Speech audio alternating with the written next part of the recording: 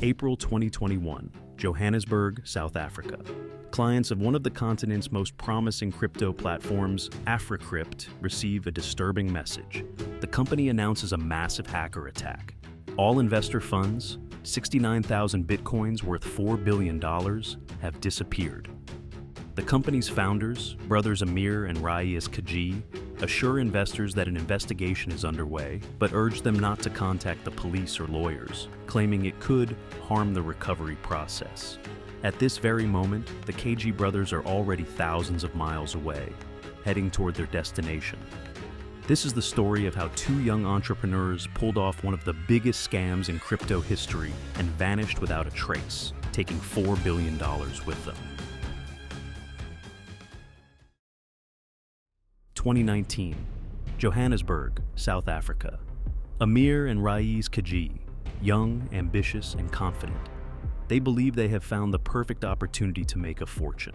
The brothers create Africrypt, positioning it as a revolutionary platform that uses artificial intelligence for automated Bitcoin trading. The promises sound fantastic: 10% profit per day. This means that investors can double their money in less than a month. The offer attracts wealthy investors. In South Africa, cryptocurrency is becoming a popular investment tool, and everyone wants to be part of the crypto revolution. Rapper Nasty C promotes Africrypt on social media, urging his followers not to miss the biggest investment opportunity of the decade. Footballer Benny McCarthy, one of South Africa's most famous players, also invests part of his earnings into the promising startup. Actress Charlize Theron, long interested in finance, decides to allocate part of her earnings for investment. Even members of the ruling ANC party start taking an interest in the platform, seeing it as the future of the financial system. The Kaji brothers become stars. Their lives turn into an endless luxury spree. Lamborghini Aventador, Rolls-Royce Ghost, Ferrari. Their car collection impresses even the wealthiest people in the country. They buy mansions, attend exclusive parties, and are featured in financial publications that call them the new leaders of the African financial market. But behind the glamorous facade lies a very different reality. In reality, Africrypt is not engaged in any trading. All the money investors deposit simply accumulates in cryptocurrency wallets controlled by the KG brothers. No algorithms are working. There are no automated strategies. Payouts to early investors come only from new deposits. What seems like a breakthrough financial platform is in fact a classic Ponzi scheme. Every day, hundreds of millions of dollars in Bitcoin pile up in Africrypt's accounts. To create the illusion of success, the brothers continue attracting more clients through aggressive marketing. They talk about plans to create Africa's first crypto bank and announce the launch of their own cryptocurrency, Africoin, which they claim will outshine both Bitcoin and Ethereum. But there is one problem. If clients start withdrawing money en masse, the system will collapse. The KGs realize this and begin preparing for a grand exit. First, they need to discreetly transfer most of the assets to their own accounts. Next, they must find a country for a safe escape. The third step is creating a false narrative. Simply shutting down the platform will not be enough. They know that investors will demand their money back, and authorities will launch an investigation. So, they come up with the perfect way to avoid responsibility. They stage a hacker attack. Now, they just need to choose the right moment to disappear. April 2021. Africrypt investors log into the platform as usual to check their balances. But this morning, something is off. Transactions are freezing and withdrawals are unavailable. At first, it seems like a technical glitch, but with every passing minute, the situation becomes more suspicious. A few hours later, Africrypt sends an official letter to its clients. It states that the company has suffered a massive hacker attack. All assets have disappeared, and any contact with the police or legal firms could jeopardize the recovery process. Instead of reassuring investors, this announcement only fuels their panic. The first thing defrauded investors do is try to contact customer support, but all phone numbers that used to answer instantly are now silent. The Africrypt website is gone. The company's building, which investors imagined as a high-tech financial center, turns out to be a small, ordinary house. No servers. No signs of an actual tech company. Those who understand blockchain begin analyzing transaction movements. It turns out that in the weeks leading up to the hacker attack, large sums started being withdrawn from Africrypt's main wallets. At first, these were small transactions, but as the date of the scam approached, they became increasingly larger. The money was not withdrawn directly to regular exchanges where it could be easily tracked. Instead, the bitcoins were first passed through Mixer's special services that shuffle cryptocurrency among thousands of different wallets, making it almost invisible. Then they were converted into stablecoins, and later, part of the funds was transferred to Monero, one of the most anonymous cryptocurrencies which is nearly impossible to trace. The plan was simple. By the time Africrypt officially announced the breach, most of the assets had already been moved beyond the reach of financial authorities. Investors try to contact the police. But when the investigation begins, another shocking fact emerges. The Kaji brothers never officially crossed South Africa's borders. According to passport control records, they were not among those who left the country. No airline tickets, no travel records. They vanished without a trace. This could mean only one thing. Their escape was carefully planned in advance. Later, investigators discovered that a week before the hacker attack, employees at Africrypt, who had access to financial systems, one by one lost their login credentials. They could no longer log in, check balances, or make transactions. Access was revoked without warning, and only the KG brothers had full control over the platform. The investigation expands internationally. Investors who lost their funds take action. Honeycomb Attorneys files an official complaint with law enforcement, demanding an immediate investigation and the return of stolen funds. South African police launch a case, but quickly encounter a problem. There are no official records of the Kaji brothers in the country anymore. News of the scam spreads worldwide. The case attracts not only local investigators, but also international organizations. Interpol officially places the brothers on its wanted list. Soon it becomes clear that the Kaji brothers had been preparing for their escape long before their disappearance. Several months before the scam, they acquired citizenship in Vanuatu, a small island nation in the Pacific Ocean that not only does not extradite its citizens or track financial transactions, but also provides visa-free access to 130 countries. Unofficial sources suggest they may have fled to Dubai, one of the world's largest financial hubs, where cryptocurrency is widely used in the shadow economy. Others point to Tanzania, a country where financial criminals have historically sought refuge. Some speculate they are in the United Kingdom under false identities, but none of these suspicions are officially confirmed. In 2023, Swiss investigators make a surprising discovery. In a Zurich bank, they find a safe deposit box containing a hardware crypto wallet. It could hold part of Africrypt's stolen assets. But there's one problem: without the key, it cannot be accessed.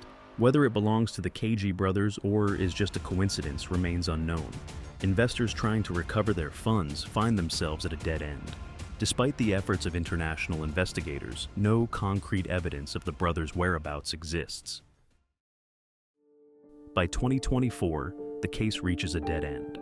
The South African Financial Sector Conduct Authority makes an official statement.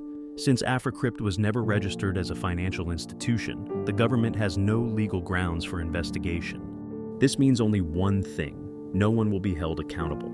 So, will the brothers ever be found? Or have the $4 billion permanently disappeared into the hands of scammers? I make videos myself, and it's quite a labor-consuming and expensive process. So, your best gratitude would be a like and a subscription. Thank you. 2019, San Jose Airport, California. A private Gulfstream G650 is coming in for landing. On board, Adam Neumann, co-founder of WeWork. Along with him, a case full of cash, bottles of tequila, and traces of marijuana smoked mid-flight. He's arrived to negotiate another deal while his company is rapidly spiraling toward financial collapse. Meanwhile, in New York, 2,400 WeWork employees are receiving layoff notices, and the company's valuation is plummeting from $47 billion to $8 billion. This is the story of how one man made $1.7 billion by destroying his own company and wiping out billions in investor money. 2010, New York City. Adam Neumann, together with Miguel McKelvey, opens the first space under the WeWork brand. The idea is simple: The company rents large office spaces, renovates them, divides them into smaller offices, and sublets them to startups, freelancers, and small businesses. But instead of calling it real estate, Neumann calls it a revolution in the way we live. Before this, Neumann had tried himself in various roles. His first business was selling baby onesies with knee pads. It failed, but Adam learned a key lesson. A well-presented idea sells better than the product itself. And that became the foundation for WeWork. We're a company that builds communities. We have our mission, our main thing that we do is curate and create culture. His partner Miguel, an architect by training, helped with design. But from day one, all the attention was focused on Adam. He was building not only a company, but a personal cult. He walked barefoot in the office, quoted philosophers, and spoke about a future where everyone would live and work in unity. And he managed to convince investors of this. The first to believe was venture capital firm Benchmark. They invested $17 million in WeWork, and that amount instantly changed everything. Instead of just a few offices in New York, the company rapidly scaled across America. In Boston, San Francisco, Los Angeles, Washington, Seattle, and other cities, 23 new locations opened, each presented as part of a bigger vision. A vision where Neumann was the central figure. He loved attention. His speeches resembled those of a spiritual leader.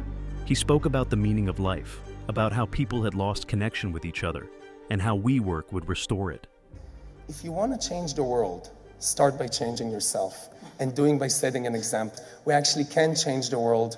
I believe our mission as Jews on this planet is to set the best example we can do. His words often lacked specifics, but sounded inspiring. And that was enough to captivate venture capitalists who wanted to invest in something more than just office space. Shalom Shanghai! This is the Nashville show! I'm looking for a company that's going to change the world. It was the Creator Awards that gave us that fuel. There's so much talk in this world. Inside the company, his cult only intensified. Employees were asked to give standing ovations after his speeches, and no one dared to question his ideas. For many, he was not a CEO, but a prophet. Us together, all of us here, is every one of us is here because it has a meaning, because we want to do something that actually makes the world a better place, and we want to make money doing it. Neumann also managed to convince everyone that WeWork was a tech startup. Even though the company didn't build software or own any patented innovations, Neumann argued that just like Uber transformed transportation and Airbnb transformed hospitality, WeWork was transforming how people work. He was selling a dream, and investors bought into it. With the influx of millions in new investments, WeWork begins rapid global expansion. London, Tokyo, Sao Paulo, Berlin, Shanghai. In just a few years, the company grows to over 100 offices across dozens of countries, rents millions of square meters of office space, and declares ambitious plans. To investors, it looks like massive expansion, but behind that dynamic growth lies a different reality. Every new office means costs: rent, renovations, furniture, staff, marketing. But revenue doesn't cover the expenses. In 2018, the company loses $1.6 billion. That's the official figure. But instead of stopping or optimizing the model, Neumann calls it investment in the future.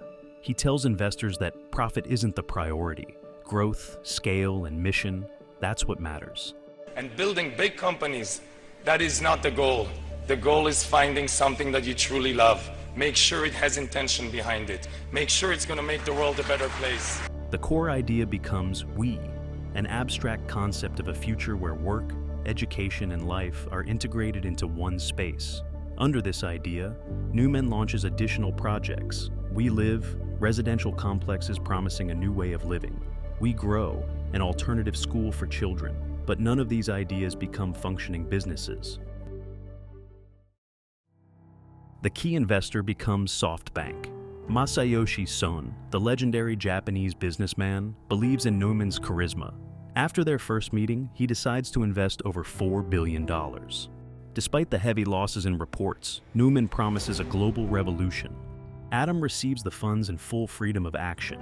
He starts using the money not only to scale the business, but also for personal use. He buys a $60 million private jet. He purchases real estate and rents it out to WeWork. In other words, the company rents property from its own founder. This is a textbook conflict of interest. But inside WeWork, no one questions it. Neumann also begins actively acquiring tech startups, often without a clear strategy. Among the purchases, educational platforms, AI and analytics services, even friends' businesses, like a pool company that makes artificial waves. He spends hundreds of millions of dollars to create the illusion that WeWork is not just a rental business, but a major innovation holding.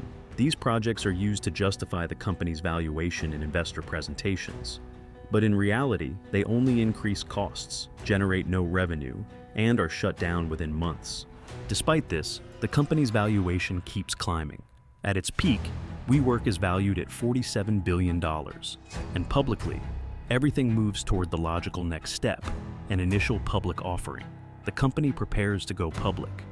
But before the IPO happens, Neumann starts selling off his own shares, more than $700 million worth. This raises questions. Why is the founder cashing out if he truly believes in the company?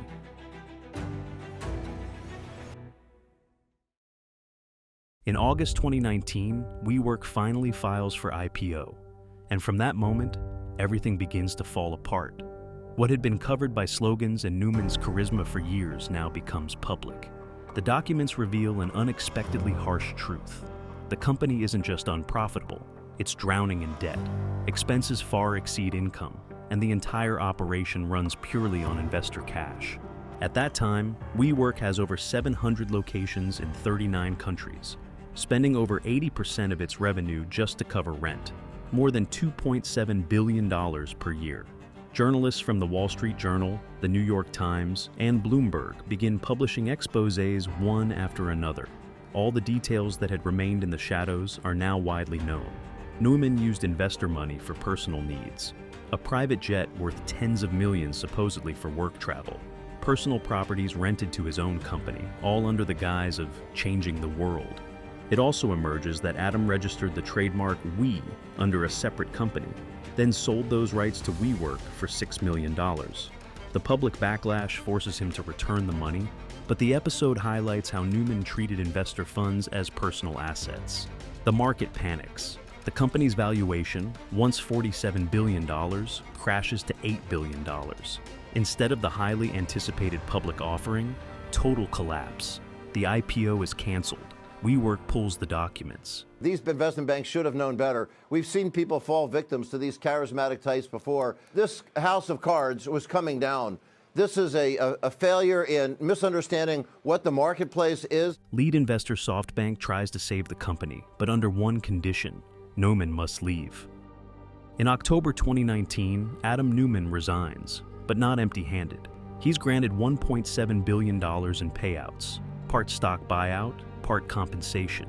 He walks away a billionaire, while investors who had put in hundreds of millions see their capital wiped out.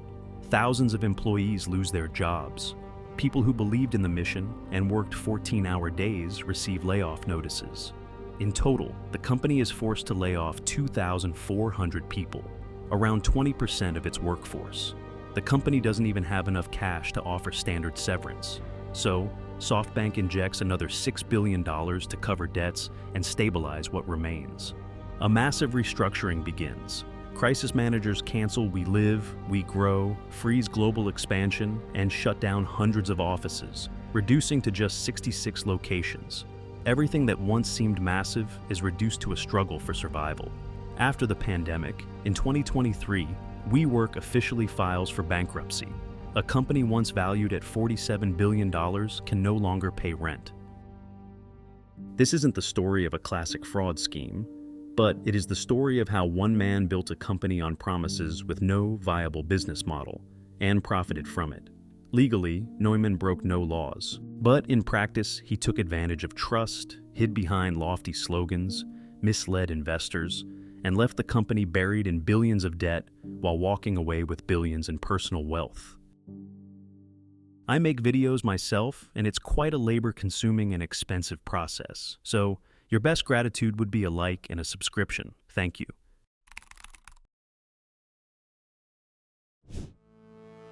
December 5th, 1992, Moscow. Two robbers drive up to the office, of a private company called MMM. They survey the area and don't notice any security guards. The robbers take 2 large empty bags from their car and make their way to the building. After breaking down the doors, they freeze in amazement at what they see. The robbers realized that the 2 bags wouldn't be enough for all the money. The building was packed with money up to the ceiling. Every room in the office was filled with money. The robbers noticed that the alarm had gone off, so they hurried and within 15 minutes had completely filled the car with money and disappeared. A few minutes later, security arrived. They noticed that the office had been robbed and immediately called the company owner, Sergey Mavrodi. He woke up from the call and began listening to the concerned security guards. They reported the theft, but no one could say exactly how much money was gone, as the office was still packed to the brim with money. It was almost impossible to notice if any amount was missing. Dissatisfied, Mavrodi told them not to disturb him at night over such trivial matters. This was because he had many more offices just like this one. By rough estimates, his warehouses stored about 1/3 of Russia's total budget. This is a story about how an ordinary mathematician robbed 15 million Russians of $80 billion.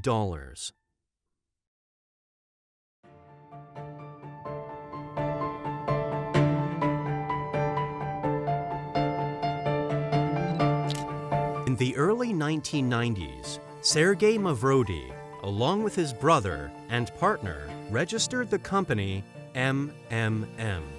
The name was an abbreviation of the founder's initials and would later become a symbol of one of the largest financial scams in history. Initially, Mavrodi was involved in importing and selling computer equipment, and quite successfully, as he knew how to effectively attract buyers' attention with provocative advertisements. Moreover, after the collapse of the USSR, there was a shortage of computers, copy machines, and printers in the country, so the demand for these goods was high. Since his company was quite successful and popular, he decided to attract additional investments from other people. He re-registered MMM as a joint stock company and began selling real company shares. And it worked. People started buying shares of his company, hoping that it would soon bring large profits. Mavrodi realized that the Russian population was financially illiterate, believed in easy money, and was ready to invest in his business. Therefore, he decided to create a large-scale pyramid scheme that would force 15 million Russians to invest in the company.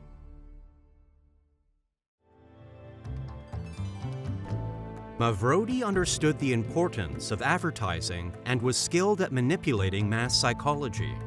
So, he immediately launched a massive PR campaign for MMM shares, which was broadcast throughout the country. The pyramid scheme advertisements were everywhere, on television, radio, and in newspapers. TV advertising took up 25% of airtime. The commercials showed how different people, from ordinary working men to elderly pensioners, were buying company shares and receiving incredible profits. Almost every citizen saw such advertisements several times a day. If someone happened to avoid TV advertising, they would definitely see MMM posters on billboards with audacious slogans that were in every Russian city. To gain even more public trust and create an image of a successful company, Mavrodi even organized days of free metro rides for everyone. The poor population couldn't get enough of such generosity and believed in the success of the company and its owner. How did the MMM financial scheme work? The organization offered to buy shares at attractive prices, then promising fantastic returns. The company's success was explained by the simple principle of a pyramid scheme. New investors' money was used to pay those who invested earlier. As the amounts involved grew larger, the company paid its investors large sums. although there was no real economic activity behind it. Shares with a nominal value of 1,000 rubles, issued in paper form, began selling on February 1, 1994. But essentially, these were just colored paper without any legal obligation.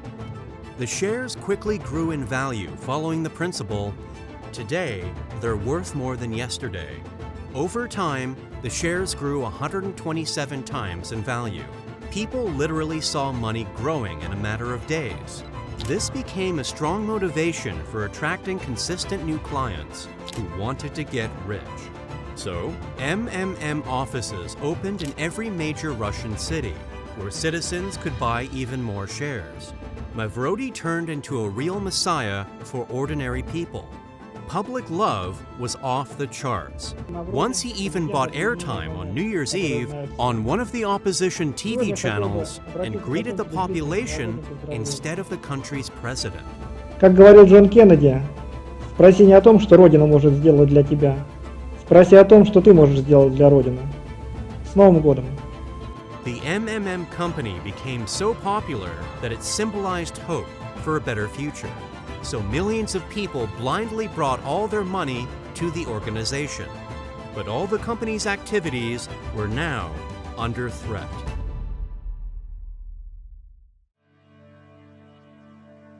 The New Year's Eve greeting and the fact that a previously unknown mathematician began equating himself with the company's president caused government dissatisfaction. Sergey was arrested and accused of fraud, and the company's shares immediately fell to their initial minimum. Payments stopped. Millions of people began staging protests and chanting for the government to release Mavrodi from jail. Realizing the enormous public support, Mavrodi decided to take a radical step.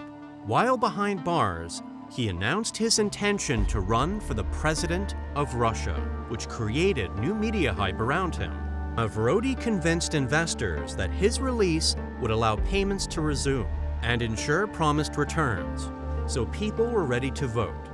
Mavrodi threatened politicians with his millions of supporters. He could gather a legal referendum with 10 million votes in a week and overthrow the company's political leadership. The authorities were frightened and released him from custody 10 days after his arrest.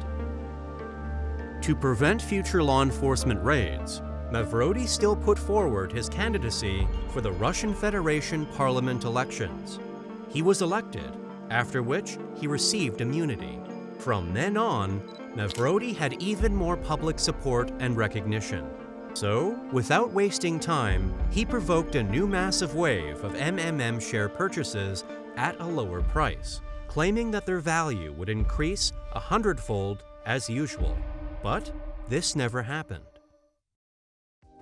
I make videos myself, and it's quite a labor-consuming and expensive process. So your best gratitude would be a like and a subscription.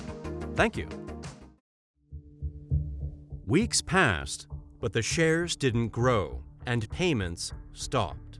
The scale of the scam became so obvious that most people realized their money was gone forever. The collapse of MMM was a blow to approximately 15 million citizens who had trusted their savings to the company. By rough estimates, Mavrodi managed to steal over $80 billion. People began to realize that they had fallen into a trap created by a cunning manipulator. Many of the people that were scammed took their own lives because they didn't understand how to exist further without their savings. Another criminal case was opened against Mavrodi. He was stripped of his parliamentary mandate and put on an international wanted list. They searched for him throughout the world for 5 years, and until winter 2003, nothing was known about him. There were rumors that he had lived in Scandinavia or Greece for a long time. But here too, Mavrodi outsmarted everyone. In reality, he never left Russia's borders. He never even left Moscow. At this time, he was hiding in a rented apartment in a building next to his own house. During this time, he developed online schemes and financial pyramids, through which he robbed 300,000 Americans and Canadians. But following a tip from someone in his circle, law enforcement finally found Mavrodi, and dozens of premises filled to the ceiling with stolen money. According to the published information, law enforcement managed to retrieve about 18 trucks full of cash.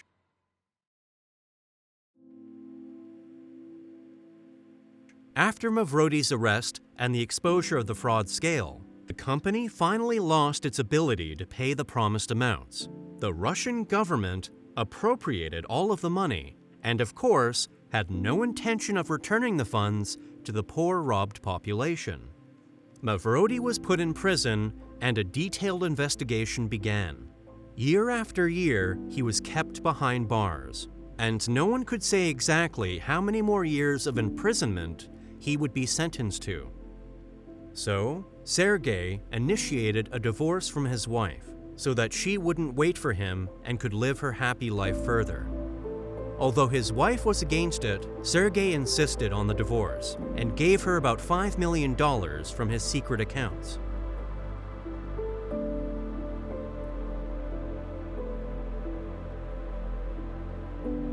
Mavrodi served 4.5 years, after which he was released. After his release, he tried to revive MMM again, launching new versions in other countries and in new formats. However, the new schemes became less successful and inspired less trust than the original 90s project. In March 2018, Sergei Mavrodi died of a heart attack at a bus stop, leaving behind almost no inheritance, except the sad memory of the biggest financial scam in Russian history.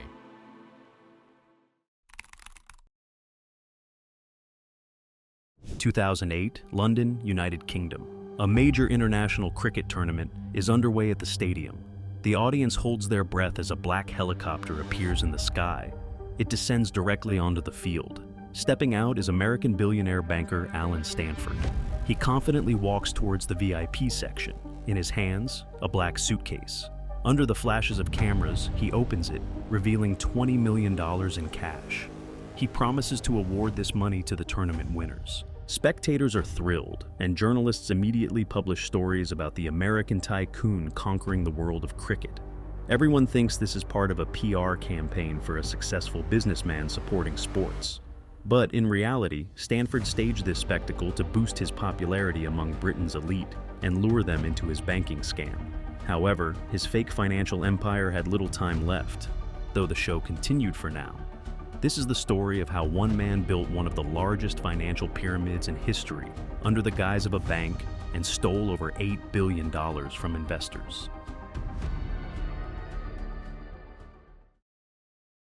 (1980s), Texas, USA. Alan Stanford was born into an ordinary family, but dreamed of making it into the world of big money. Young, ambitious, and audacious, he started his business early, launching a network of sports clubs in Texas. However, his company went bankrupt when the oil market crashed in the 1980s, plunging the state's economy into crisis. But that didn't stop Stanford. He used the market instability to his advantage and began buying real estate for next to nothing. After making a small fortune from the crisis, he decided to leave the United States and move to Antigua, a small Caribbean island with lax financial regulations. There, in 1985, he established Stanford International Bank, SIB, an offshore financial institution registered on the same island. Stanford immediately set out to build an image of trust and stability, resorting to various fabrications. He claimed that his family had a long banking tradition with an impeccable reputation. This gave him a certain status among potential clients, as people tend to trust such stories, especially when they sound so prestigious. He even invented a tale that his grandfather had allegedly run a bank in the Caribbean since the 1920s. This gave Stanford the necessary aura of success and helped him attract his first clients. Formally, the bank operated within the law, offering clients attractive conditions for storing funds and investing. The bank's main product was certificates of deposit, CDs, a popular banking tool that guaranteed a fixed return on deposited funds. In other banks, such deposits yielded 3 to 4% per year, but Stanford International Bank offered between 10% and 12%, 3 times more than traditional financial institutions. It seemed like a unique opportunity, The bank passed all required audits, and its founder donated millions to charity to develop the island and enhance its appeal to future bank clients. So, Alan projected the image not only of a smart, ambitious banker and entrepreneur, but also gained a reputation as a philanthropist. But behind this respectable facade lay one of the biggest financial frauds in history. In the 2000s, Stanford International Bank became a symbol of success. Over 15 years, its clients included tens of thousands of people from 130 countries worldwide.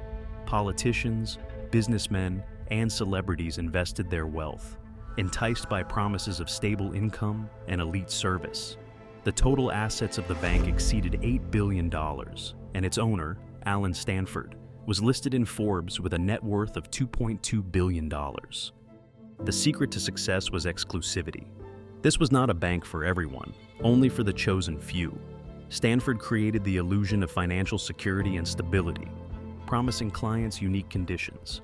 The richest people, if you want to put it in very layman's terms, in the world that we bring down here will be impressed and will do business with us in this country.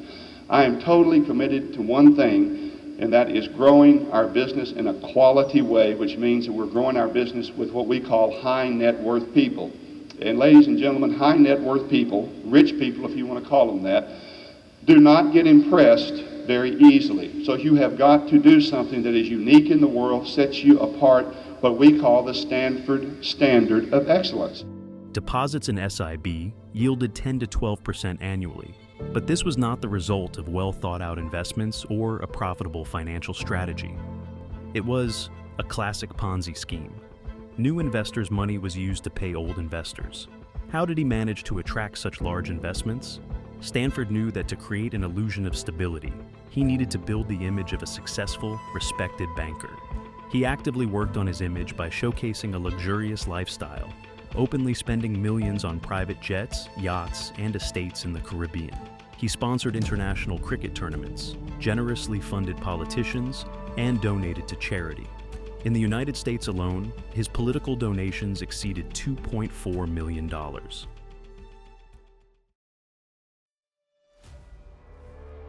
Stanford became a star. He was featured on television as one of the most successful bankers. He presented himself as a benefactor supporting social initiatives.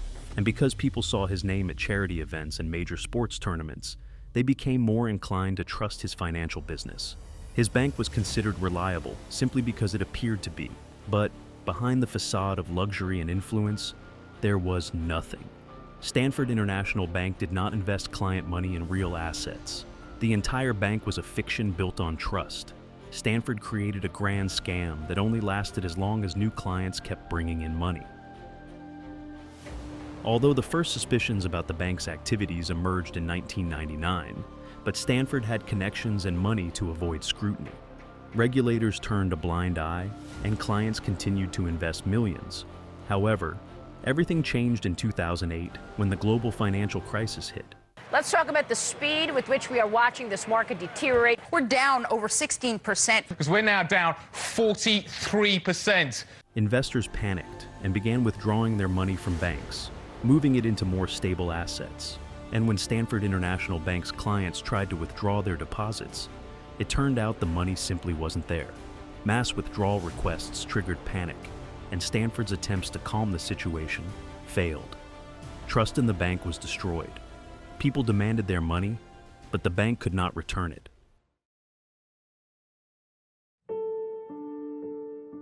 In 2009, the investigation into Stanford's financial empire became one of the biggest financial events in the world. A system that had promised its clients stable returns for decades turned out to be a sophisticated Ponzi scheme. U.S. and Antiguan regulators launched an investigation into Stanford International Bank.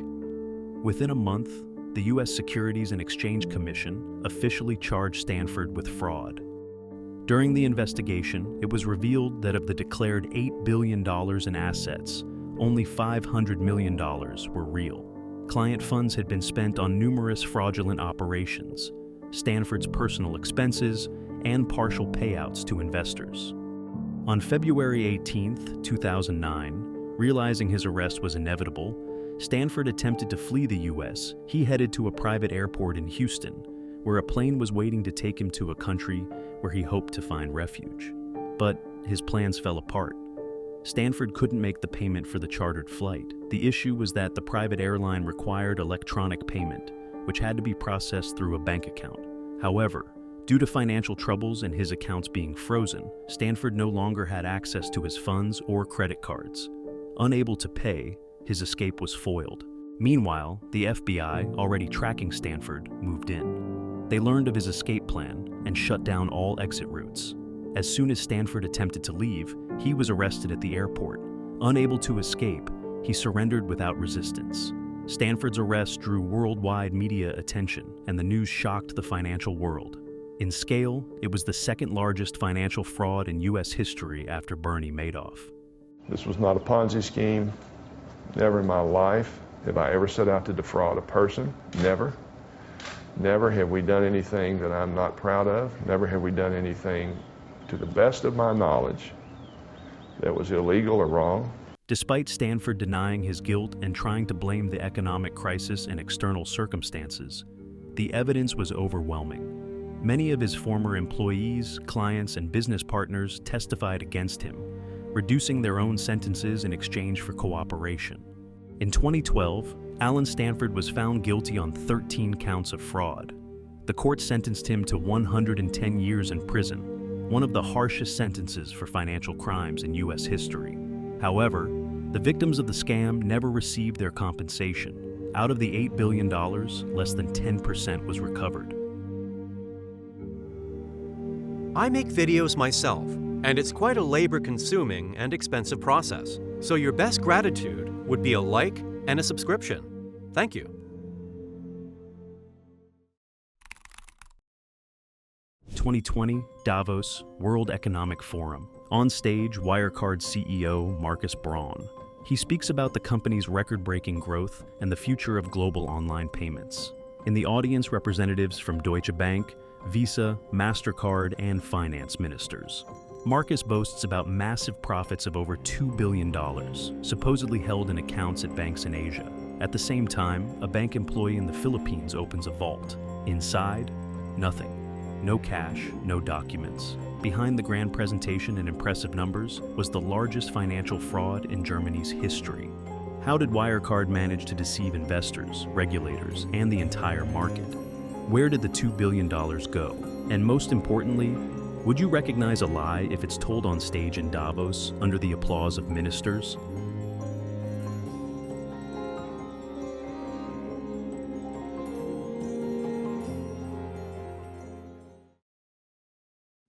(1999) In the city of Aschaffenburg, Germany, a little-known company named Wirecard appears. Its first clients were adult websites, online casinos, and betting services, businesses that traditional banks avoided.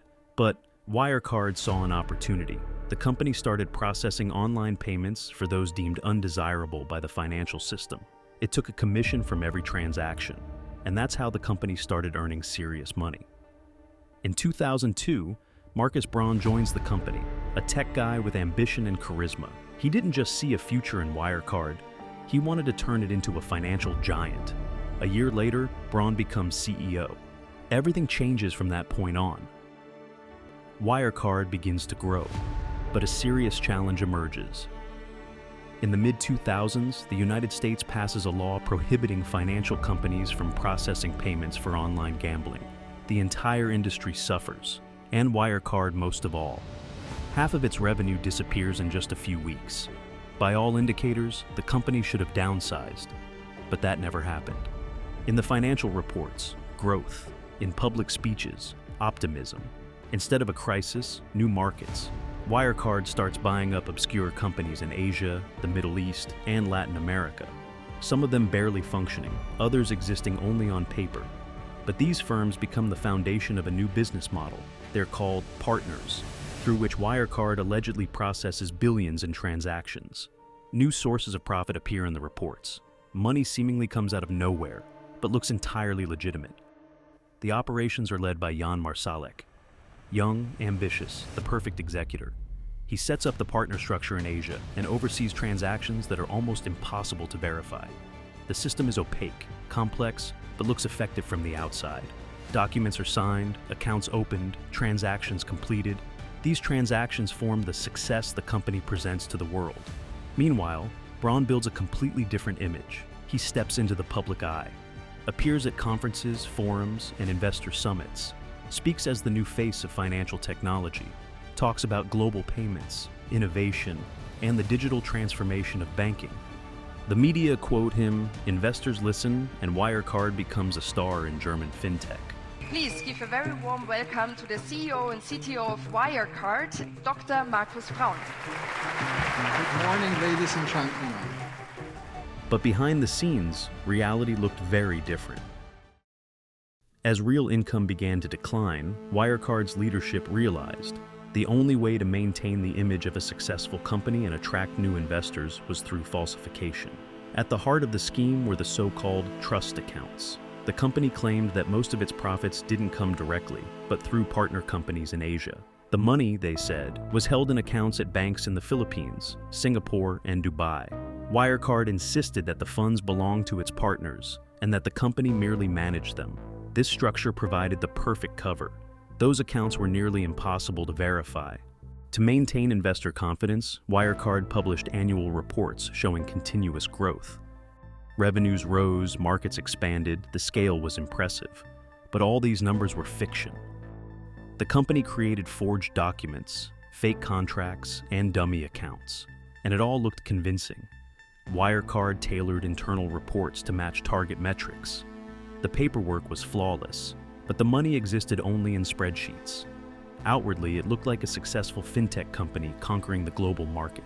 Braun personally oversaw the public image. He spoke at forums and conferences, pitching a financial revolution, a digital future, and Wirecard's role in the new world. Ministers, bankers, and investors listened. The press called him the German Steve Jobs. Additionally, I think we see in many, startups are good triggers of new ideas. So I think a lively economy has both. It has big transforming companies that go out of the comfort zone and go for the new thing. And I don't think at all that having an innovation in your DNA is linked to the size of a company. In 2018, the company reached its peak. Wirecard joined DAX, the benchmark index of Germany's stock exchange. It became one of the country's 30 most influential companies, alongside Volkswagen, Siemens, and Deutsche Bank. It was a moment of official recognition. Shares soared to 191 euros. Funds poured in. The company's valuation topped $26 billion. Everyone wanted to be part of the story. But not everyone was impressed. Back in 2015, journalists from the Financial Times began their own investigation. The reporters started asking questions. Why had no one seen these partners? Where was the proof of transactions? Why did the company constantly change auditors? Wirecard reacted aggressively. Lawsuits were filed against the Financial Times. Journalists were accused of lying and manipulating markets. Markus Braun personally claimed it was a conspiracy designed to tank the stock price. The company also hired private investigators. They tracked journalists, dug for dirt, tried to discredit the publication. But the FT didn't back down. They published more facts, each week more convincing. Still, the company held on. The scheme continued. Wirecard managed to maintain the illusion of stability for several more years.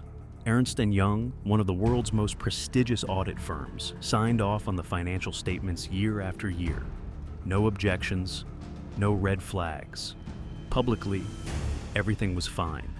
But internally, Wirecard had long since run out of money to cover even half of what it owed investors.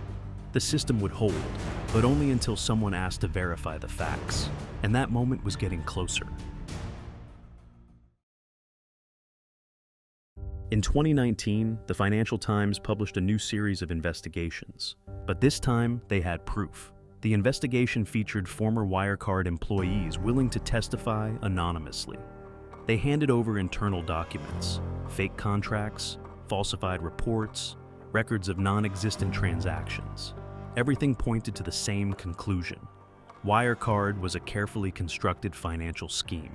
Offshore companies, fictitious payments, pressure on staff who asked too many questions. These were no longer suspicions. They were facts. Still, the company denied everything. Marcus Braun went on German television, repeating, "Wirecard was the victim of a conspiracy." He claimed competitors feared the company's success and wanted to destroy it. And the journalists, he said, were simply manipulating the public. It was the same narrative the company had been pushing for years, but this time, things unfolded differently. The market no longer believed. Following FT's latest publication, regulators demanded an audit. Ernst & Young, which had signed off on the company's reports for years, was given a direct task: verify whether $2 billion existed in trustee accounts at banks in the Philippines. Wirecard confirmed the money was there. It was supposedly held in 2 banks in Manila, but when auditors contacted the banks, they got a response that destroyed everything. No such accounts existed. The documents provided by Wirecard were forged, and the banks themselves confirmed it. A few days later, Marcus Braun appeared before the press. His voice no longer carried the same confidence. He admitted the company could no longer confirm the existence of $2 billion. The money, which had appeared in financial reports for years, most likely never existed. After that, everything collapsed. Wirecard's stock price plummeted from 191 euros to 2 euros in a matter of days. The company lost over 90% of its market value. In June 2020, Wirecard officially filed for insolvency. It was the first time in German history that a DAX-listed company became the subject of a criminal investigation. Marcus Braun was arrested. He was charged with fraud, market manipulation, and falsifying financial reports. But he wasn't the only one running the scheme. COO Jan Marsalek disappeared before the investigation began. He was last seen in Vienna, boarding a private jet, never to return. According to the investigation, he had transferred $1.5 billion from Wirecard to personal accounts. Part of the money was converted into cryptocurrency, another part moved through offshore entities. Then came more shocking revelations. Wirecard had spent investor funds on private jets, luxury gifts, real estate, even bribes to officials. A company once valued at $26 billion turned out to be an empty shell. Investors sued. Total losses exceeded $20 billion. As of March 2025, Marcus Braun remains under investigation. He denies the charges and claims he was misled by other board members. Jan Marsalek is still at large. Some reports suggest he is hiding in Russia under the protection of intelligence services, but his exact whereabouts remain unknown. I make videos myself, and it's quite a labor-consuming and expensive process, so your best gratitude would be a like and a subscription. Thank you. November 2022, the Bahamas. Sam Bankman-Fried, wearing shorts and a t-shirt, stands on the balcony of his $40 million villa. At the same time, thousands of users of the FTX crypto exchange around the world are unable to log into their accounts. Their balances are wiped out. Within days, a platform trusted by millions vanishes, along with more than $8 billion in customer funds. Financial news headlines flash across the screens. The biggest collapse in crypto history. Investors panic, markets tumble, major funds announce massive losses. But Sam stays silent. For the first time in years, no interviews, no public statements. This is the story of the biggest crash in the history of crypto. A scam disguised as altruism, and one genius who promised to save the world but ended up robbing it. 2017, Sam Bankman-Fried, an MIT graduate and former trader at Jane Street, decides traditional finance is too slow. He dives into crypto, convinced he can exploit the volatility. Together with a few friends and his girlfriend, he launches Alameda Research, a crypto trading firm profiting from exchange arbitrage. Bitcoin is trading at $10,000 on a US exchange, $11,000 on a Japanese exchange. You take $10 million, you buy at $10,000, you sell at $11,000, you make $1 million, and we were able to do that every weekday. Within months, the company is pulling in millions. But for Sam, it's just the beginning. In 2019, he launches FTX, a platform he promises will be a safe, efficient, and transparent exchange for crypto assets. Unlike its competitors, FTX is designed for professional traders. It rapidly expands, rolling out features no one else has. The interface, infrastructure, and marketing all feel like a mature financial institution. But Sam keeps playing the oddball genius, sleeping in the office, walking barefoot, giving interviews in a coffee-stained t-shirt. His image as a billionaire who doesn't care about money becomes more effective than any PR campaign. The guy you see next to me is the most generous billionaire in the world. Hi, my name is Sam, and this is my story.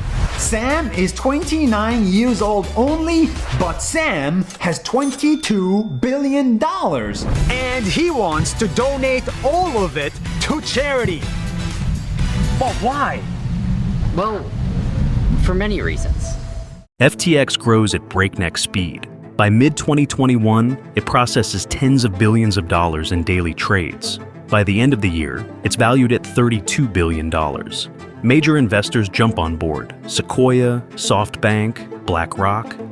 The public buys into the idea of a crypto exchange led by a philosopher, not a businessman. On stage, Sam preaches effective altruism, a philosophy that says the wealthy should donate most of their fortune to make the world better. He claims he's ready to earn billions just to give it all away to fight global risks, climate change, and bioethics causes. So let's say that you have $100 and you want to figure out what you can do with it to help the world. Earning to Give is thinking about which causes, which charities save the most lives per dollar. This $100 can go as far as it possibly can to help the world. He appears on the covers of Fortune and Forbes, speaks at international forums, testifies before Congress. The industry has the potential to improve a lot of people's lives. Shares a stage with Bill Clinton and meets with politicians.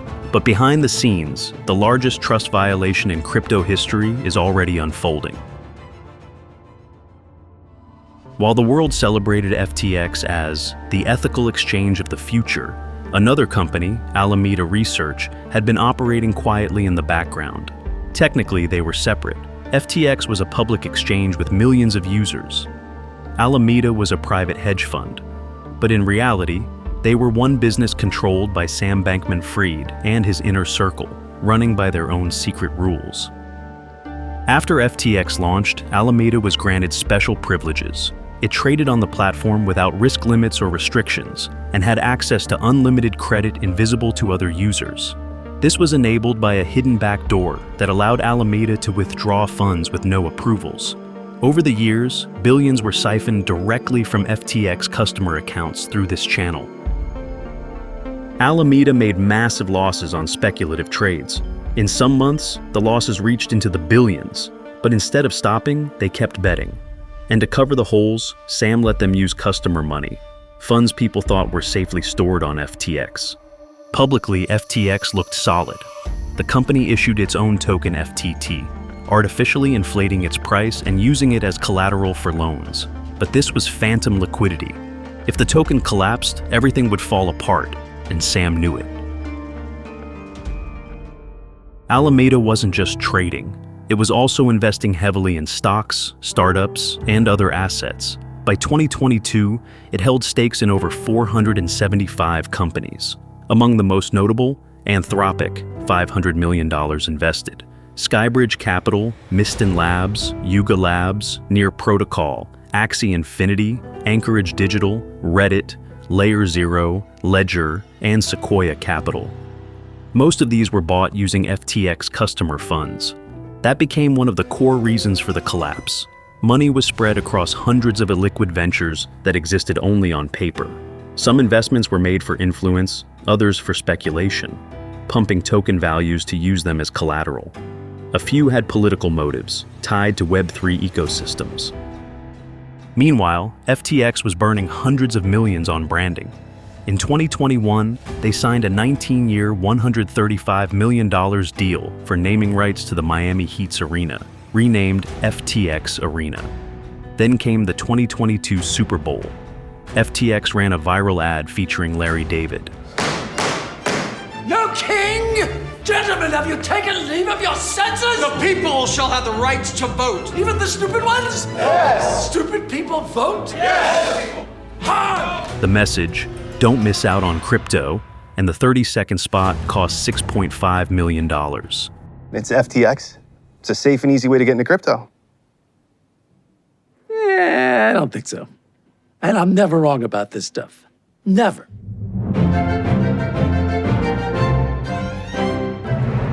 FTX spent over $250 million on luxury villas in the Bahamas, tens of millions more on private jets, donations, and over $100 million on political campaigns. Officially, these were operating expenses. In reality, they were living large on customer money. Every flight, every speech, every viral campaign paid for by depositors. By mid-2022, Alameda had an $8 billion hole. Things got worse when they lost heavily on Terra USD in May 2022, a stablecoin that crashed. Check out my separate video on that crypto disaster. Link in the description. In total, Alameda withdrew over $10 billion in customer funds from FTX without consent. But the market still believed in FTX, until one leaked document changed everything.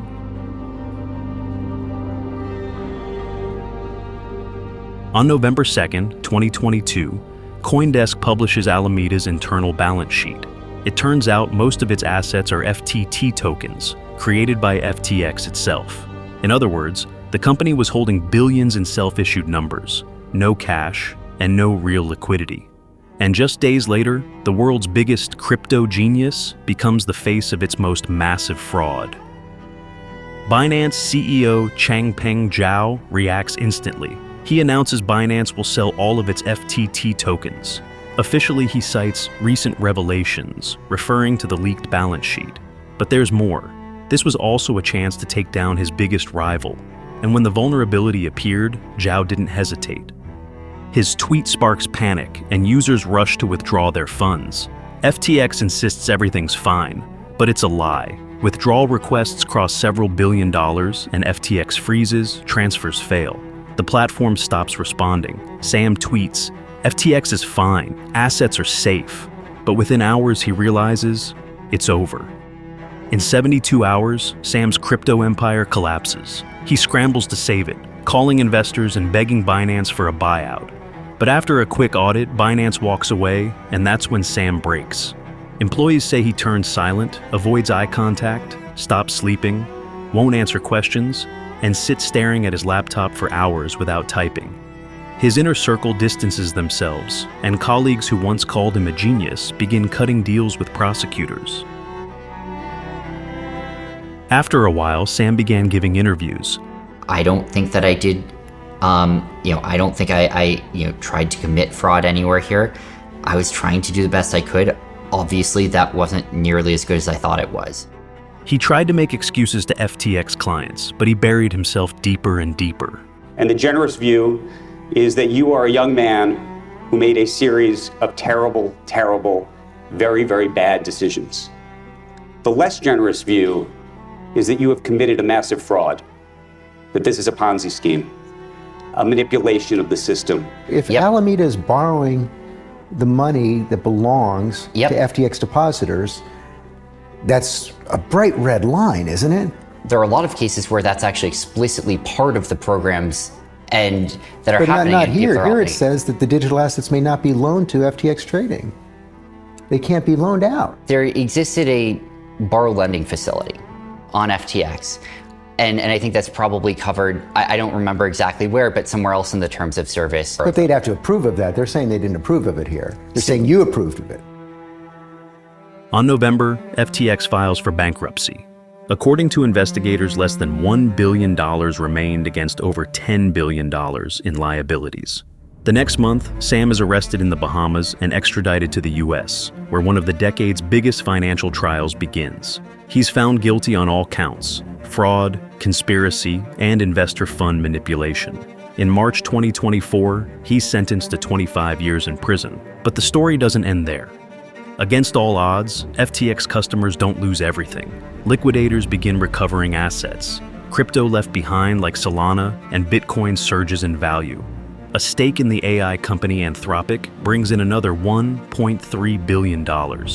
Venture investments, cash on hand, Robinhood shares, startup equity. It all adds up to more than $14.5 billion. By February 2025, the first customers begin receiving reimbursements. By summer 2025, all payouts are expected to be complete. Official reports say most customers will get 100% of their lost funds back. Some even more, up to 118% thanks to crypto price increases. It's a rare ending in the world of financial fraud, and definitely not the one anyone expected when the collapse first began. Thanks so much for watching. If you'd like to support the channel, consider joining through YouTube membership. And as always, like and subscribe for more. Thank you. April 20th, 2021, Istanbul. Faruk Özer gets into a black car. He has only a backpack with him. Inside, a laptop, documents, and a flash drive containing $2 billion in cryptocurrency. He's 27 and the CEO of Turkey's largest crypto exchange. But today, he's not going to work. Today, he's fleeing. Within hours, videos of Faruk calmly passing through passport control at Istanbul airport will flood Turkish news. The exchange trusted by hundreds of thousands will vanish along with $2 billion. And those quiet images of his escape will become the symbol of the biggest crypto scandal in Turkey's history. But can he really vanish forever and avoid justice for betraying an entire nation's trust? 2017, Turkey. The country is in economic turmoil. The lira is falling for the 9th consecutive year. Inflation ranges between 15% and 30%. People rapidly lose trust in banks and state institutions. Amid this instability, cryptocurrencies seem like the perfect solution. Bitcoin has just passed the $7,000 mark and keeps rising. And more Turks want to store their savings in something that won't lose value overnight. At this moment, a 23-year-old from Istanbul, Faruk Fatih Özer, decides to seize the opportunity. With $11,000 in startup capital, he and his brothers launch a small crypto exchange called CoinEx. Officially launching a crypto exchange in Turkey requires around $6,000. The platform looks simple, a basic interface and modest trading volume. But there's one key thing. Turkey still doesn't have a full-scale national platform for crypto purchases. And Faruk wanted to take this place. Faruk isn't a techie or a trader, but he understands something else: how to build trust. Instead of investing in technology, he spends another $5,000 on advertising. Billboards for CoinEx appear on the streets, soon replaced by Thodex, the name adopted after a 2019 rebrand. Ads roll out on TV, Instagram, and YouTube. Popular Turkish actresses also began promoting Thodex, claiming they were investing in cryptocurrency through the platform. But users are drawn not only by the brand. The exchange promises bonuses, giveaways, and exclusive prizes for top traders. Branded merchandise, cat houses, iPhones, MacBooks, even a Porsche. Faruk also makes crypto accessible to the average person. He installs Turkey's first Bitcoin ATMs, machines that let you buy Bitcoin with cash right on the street. Thodex also allows crypto purchases by credit card, opening access to investing even for those without spare funds. This instantly increases deposit volume and turns the exchange into a mass market magnet. The number of employees grows to 85, and Thodex sets up a central office in Istanbul's business district. So the company begins to look like a serious player, and Faruk is dubbed the face of Turkish crypto. But behind this, no one notices what matters most. Faruk is already setting the stage for a multi-layered operation that will soon collapse this empire and vanish with billions in user funds. By early 2021, Thodex surpasses 700,000 users. The platform handles tens of millions in daily transactions. At the peak of this momentum, Faruk launches a major promotional campaign, promising to give away millions of Dogecoins to new users. The hype grows. Dogecoin goes viral on TikTok, Reddit, and Elon Musk keeps tweeting about it. People flock to Thodex expecting free crypto. But after signing up, most get nothing. No bonus, no Dogecoin. Customer support is silent. As users begin to recover, another shock hits. On April 16th, Turkey's central bank announces a crypto payment ban starting April 30th. Panic spreads. Thodex users rush to withdraw, but the system lags and transactions stall or fail. Then comes another move from Farouk. On April 17th, just one day after the central bank statement, Thodex launches a new promotion. Dogecoin is offered at a 30% discount, 20 cents instead of 29. It seems like a golden opportunity. In just one day, the exchange sells over $500 million in Doge. Total trading volume skyrockets to a record $1.7 billion. It's the biggest day in Thodex's history, and its last. After that, under the guise of technical difficulties, Thodex freezes withdrawals. The site still functions, trades appear to go through, but no one can cash out. Those who try contacting support receive generic messages about temporary inconvenience. At the same time, something strange happens inside the company. Employees, including the tech and finance teams, lose access to internal systems. Communication with management breaks down. Farouk is unreachable. Confusion turns to panic, not just among users, but within the team itself. Only later will it become clear. The Dogecoin promotion wasn't a marketing stunt. It was the final act in a calculated plan to extract as much liquidity as possible before disappearing. The plan was executed, and Thodex was on the brink of collapse. On April 20th, 2021, Thodex users suddenly see a troubling message. The exchange is temporarily shutting down for maintenance. No details, no timeline, no explanation. Most importantly, no access to accounts. People can't withdraw their money or reach support. The next day, surveillance footage surfaces. 27-year-old Farouk Ozer is seen passing through passport control at Istanbul airport. He boards a flight to Albania. In his backpack, allegedly, a flash drive holding billions in crypto, which belongs to the platform users. Meanwhile, Thodex posts a statement. The exchange is negotiating with a foreign investor and has temporarily suspended operations. Farouk promises to return in a few days, but the site vanishes, so do the promises and the user's money. The Turkish government quickly launches an investigation. Prosecutors formally reach out to Albanian authorities, and Interpol intervenes by issuing a red notice. As a result, the hunt for Farouk turns into a global operation. Meanwhile, in Turkey, 83 people connected to the exchange are detained, including Farouk's brother and sister, but Farouk remained nowhere to be found. After a year of searching in the summer of 2022, Albanian police receive a tip about a suspicious black BMW X5 parked outside a modest home in the seaside town of Vlorë. They begin surveillance, and just a few days later, Farouk emerges from the house, only to be arrested immediately. During questioning, he claims he lived in poor neighborhoods and spent only cash sent by relatives. He fiercely resists extradition, saying he fears an unfair trial in Turkey. But eventually, it becomes clear, returning is inevitable.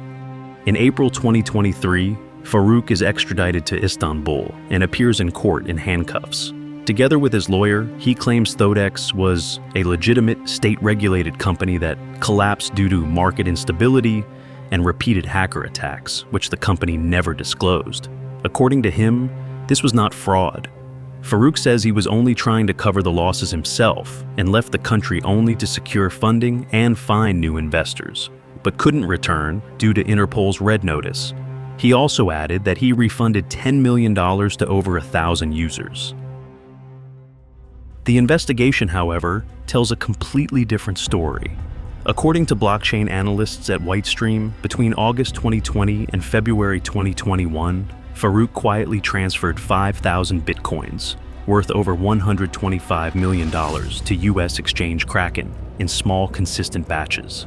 Prosecutors later revealed that additional funds had been converted into dollars and euros and routed through bank accounts in Turkey, Cyprus, and Albania, often via shell companies tied to Farouk's relatives.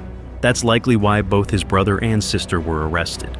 As for the remaining assets, economists believe up to $2.6 billion remains on cold wallets. But unless Farouk decides to reveal them, that money is essentially lost, and almost 400,000 people will not be able to get their money back. In September 2023, the court delivers its insane verdict: 11,196 years in prison for fraud, money laundering, and running a criminal organization. The verdict wasn't just punishment. It's symbolic retribution for the shame inflicted on the country. However, Farouk is still fighting in court, filing appeals, and holding on to the hope that one day he might walk free. Thanks so much for watching. If you'd like to support the channel, consider joining through YouTube membership. And as always, like and subscribe for more. Thank you.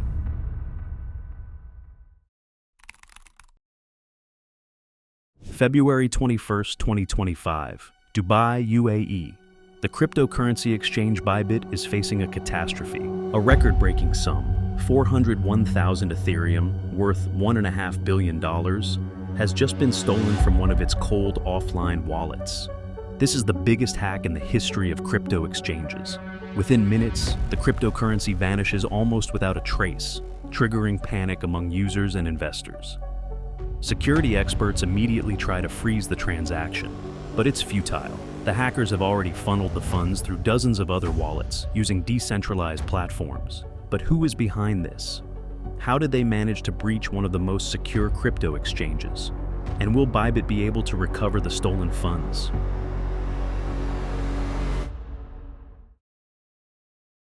ByBit is one of the largest cryptocurrency exchanges in the world, serving over 60 million users. Known for its fast transactions, high liquidity, and strict security measures, it was considered a trusted platform, even in the risky world of crypto. But even giants are not immune to attacks. Months before the breach, a group of hackers began their preparations. Their weapon of choice, social engineering. Instead of breaking into servers or executing complex technical exploits, they manipulated people. Using fake emails and phishing attacks, they gradually infiltrated ByBit's internal system, gaining access to key employees. Next, the hackers carefully analyzed the exchange's security protocols. Their goal was to find a way to process transactions without triggering red flags. The key to their success was a forged safe interface, an imitation of ByBit's internal transaction verification system. SAFE is the exchange's authentication tool for approving large transfers. The hackers created an identical replica and tricked ByBit employees into unknowingly entering their credentials. This gave the hackers direct control over the transaction approval process. They didn't just trick the system into accepting fraudulent requests. They made ByBit employees approve the transfers themselves without realizing it. With all the groundwork complete, they moved on to the final phase of their operation. After studying the system, they discovered that every 2 to 3 weeks, large sums were transferred from cold wallets to the exchange. For security reasons, these transactions required multi-signature approval from 3 company officials. ByBit had followed this protocol for years. The hackers identified the specific employees responsible for these approvals and targeted them. Their goal was to manipulate the interface so that when approving a transaction, the employees wouldn't suspect they were actually transferring funds to the hacker's wallet. On February 21st, a scheduled transfer of 30,000 Ethereum was set to be approved. The verification request first appeared on 2 employees' screens. Everything looked normal, the usual interface, the correct recipient address, but in reality, the interface was fake. Neither employee noticed anything suspicious and approved the transaction. The final signature was required from ByBit's CEO, Ben Zhou. The heist could have been prevented had Zhou carefully verified the transaction details on his ledger, an external crypto wallet. The ledger screen always displays the true recipient address before final confirmation. Had Zhou meticulously compared the address on his ledger with the one shown on the compromised interface, he would have spotted the discrepancy, but events took a different turn. Once the hackers secured all 3 approvals, they launched a mass withdrawal of Ethereum. Instead of the planned 30,000 Ethereum, they siphoned out 401,000, worth approximately $1.5 billion. The withdrawal happened in stages, but hackers moved with precision and speed. They knew the exchange had only a few hours to detect the attack. The stolen funds immediately began moving across the blockchain. First, they were transferred to a primary wallet, then quickly split into smaller amounts and distributed across 40 additional wallets. The money was then further divided into hundreds and thousands of transactions via cryptocurrency mixers and decentralized exchanges. This multi-layered laundering process made tracking nearly impossible. ByBit's leadership ordered an immediate shutdown of its main wallets. managing to freeze only a small fraction of the stolen funds. But it was already too late.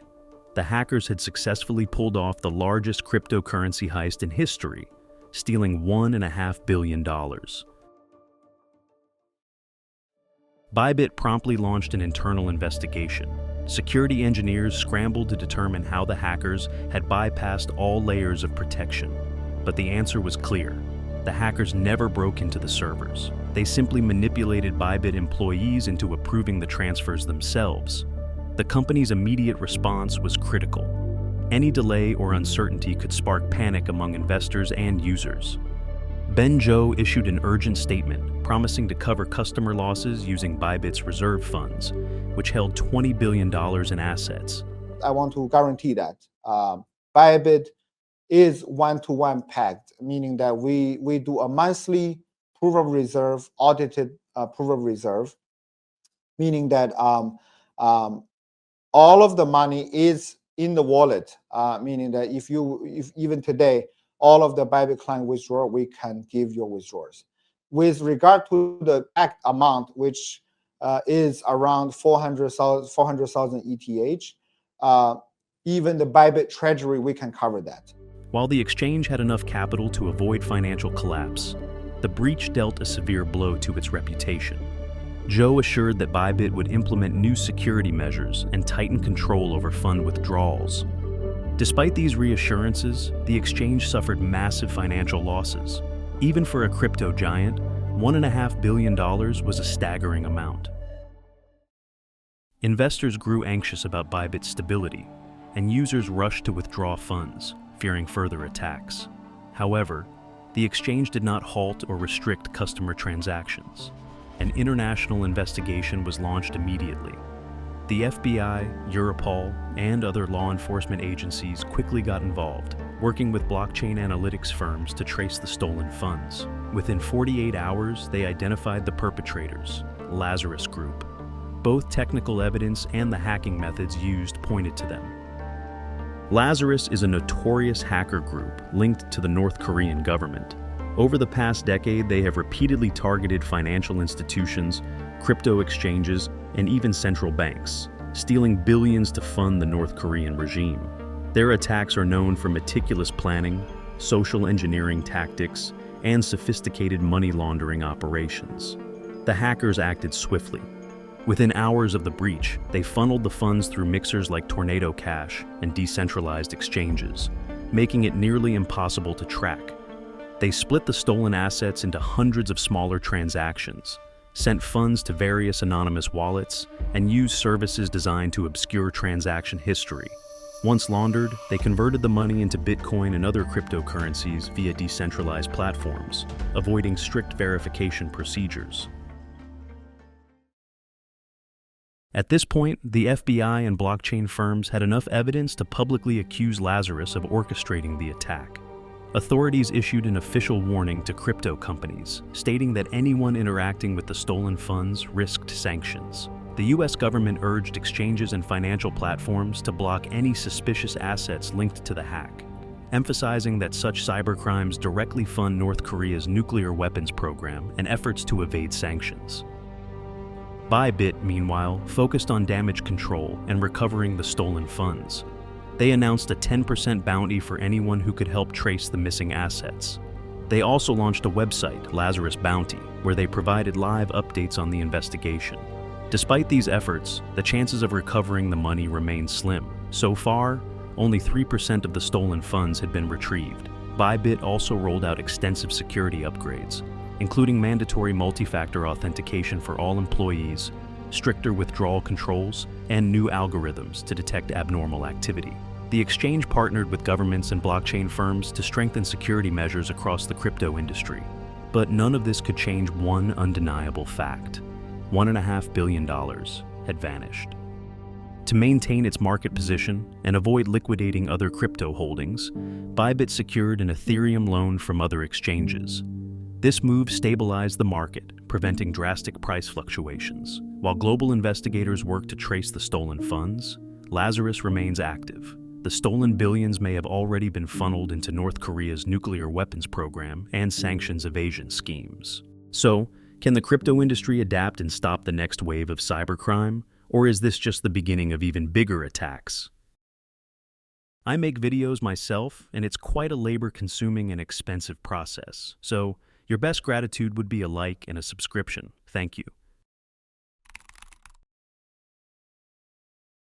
2021, Dubai. A video call is underway in a conference room of a skyscraper overlooking the Persian Gulf. On the screen, top executives from Microsoft, one of the key potential investors. In front of them speaks Sachin Duggal, the founder of Builder.ai. He presents a new technology, an artificial intelligence named Natasha. This voice assistant is allegedly capable of fully automating the creation of applications, from concept to finished product. No coding, no team of developers. The investors are impressed. Within minutes, they agree to invest tens of millions of dollars in the startup. But in the same time, in offices across India, more than 700 developers are manually writing code. Managers assign tasks and freelancers implement features that, according to the official story, are supposedly executed by artificial intelligence.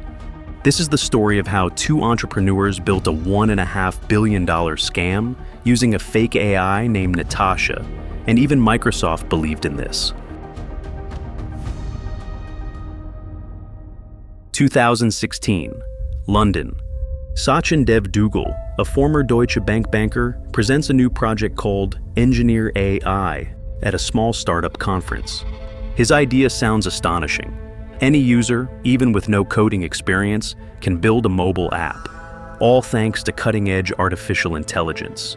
Duggal confidently speaks about a future where human labor is no longer needed, just an interface, a voice assistant, and a single create button. Seeing globally is a massive explosion in the number of people that need software. Today it's a 400 million people demand and 25 million of supply. So you're not going to fix it by training more software developers. And what we found was a lot of software was actually the same thing. Payments, log in, log out. And our platform can make all of those reusable features in a couple of hours. And then the last mile, what makes your idea really unique? The audience applauds. Investors show interest. But few know that behind this launch stands Saurabh Thoot, a member of a family linked to the Indian conglomerate Videocon, which will soon be involved in a major banking fraud scandal. The startup quickly rebrands to Builder.ai. It is now presented as a revolution in the no-code platform space. The central figure becomes Natasha, a virtual assistant with a voice that supposedly develops apps based on a technical specification. Let me tell you how we do our thing. It's easy. Promise. You tell us what you want, what it does, and the features you need. Then me and my network of geeks build it using building blocks that really work. At public presentations, everything looks flawless. The user selects a template, enters requirements, and Natasha starts writing code. It looks like magic. But in reality, it's a carefully staged performance. All requests are sent to offices in India, where hundreds of real programmers manually process each order, write code, and test functionality. Not a single line of code is generated automatically. To enhance the illusion of success, the company resorts to questionable PR tactics. Fake positive reviews from supposed clients appear on the website, describing Natasha's lightning-fast work.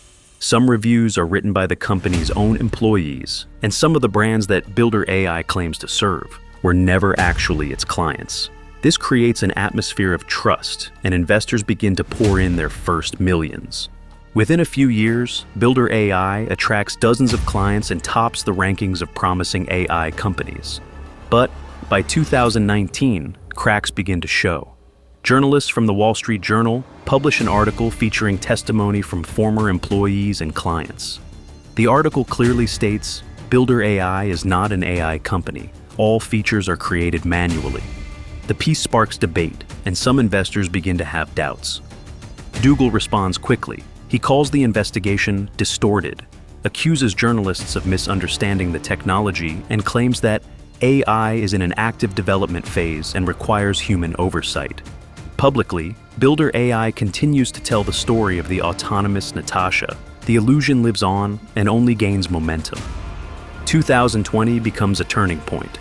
Builder.ai, until recently an obscure platform with bold promises, rapidly gains traction. Sachin Duggal appears in business media, speaks at conferences, and gives interviews to top outlets. He talks about how Natasha allows users to create an app in minutes without developers or extra costs. Press releases are filled with technical buzzwords, and investors line up, afraid to miss the next tech breakthrough. Microsoft and SoftBank are among the first to invest. Then come Insight Partners and Qatar Investment Authority. In total, Duggal raises $445 million in 3 years. Moreover, in 2023, Duggal is named Entrepreneur of the Year in the UK by Ernst & Young. This adds even more trust to the company in the eyes of investors. But inside the company, the picture is very different. No new technologies or process automation have been invented over all the years of the company's existence. Everything that Natasha does is still the same manual labor and tens of thousands of hours of hand-coded development. Still, company popularity continues to grow, and by 2024, Duggal publishes a loud report claiming $220 million in revenue.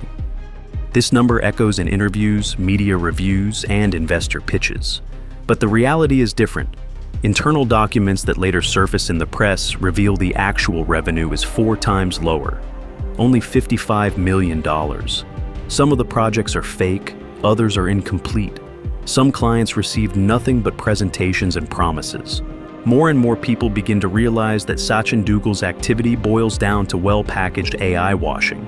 He knowingly talks about the use of artificial intelligence to attract investor money, but in truth, there has never been any real AI or technology behind it. By 2024, Builder.ai is on the edge of a financial cliff. Outwardly, the company still holds the facade of an AI unicorn, but internally everything is already collapsing. The number of orders exceeds technical capacity, and there is no automation to save the situation. All this happens against the backdrop of massive spending on marketing, conferences, Duggal's public appearances, and his personal branding campaigns. According to the Financial Times, a significant portion of raised investments may have been used for the founder's personal expenses: business class flights, luxury hotels, media contracts, corporate parties in Dubai, and generous bonuses to top management. How much was transferred offshore is currently unknown, but the numbers in the accounting books stop adding up. At the same time, media interest in the Videocon case resurges in India. Headlines increasingly mention Saurabh Thoot, co-founder, who had previously remained in the shadows. Journalists remind readers of his family ties to the conglomerate under investigation for banking fraud exceeding $400 million. This raises new concerns among partners. Viola Credit, a key financial backer of Builder.ai, launches an internal audit. Investors demand real reports but receive only PR materials. In January 2025, Viola Credit freezes $37 million. The reason?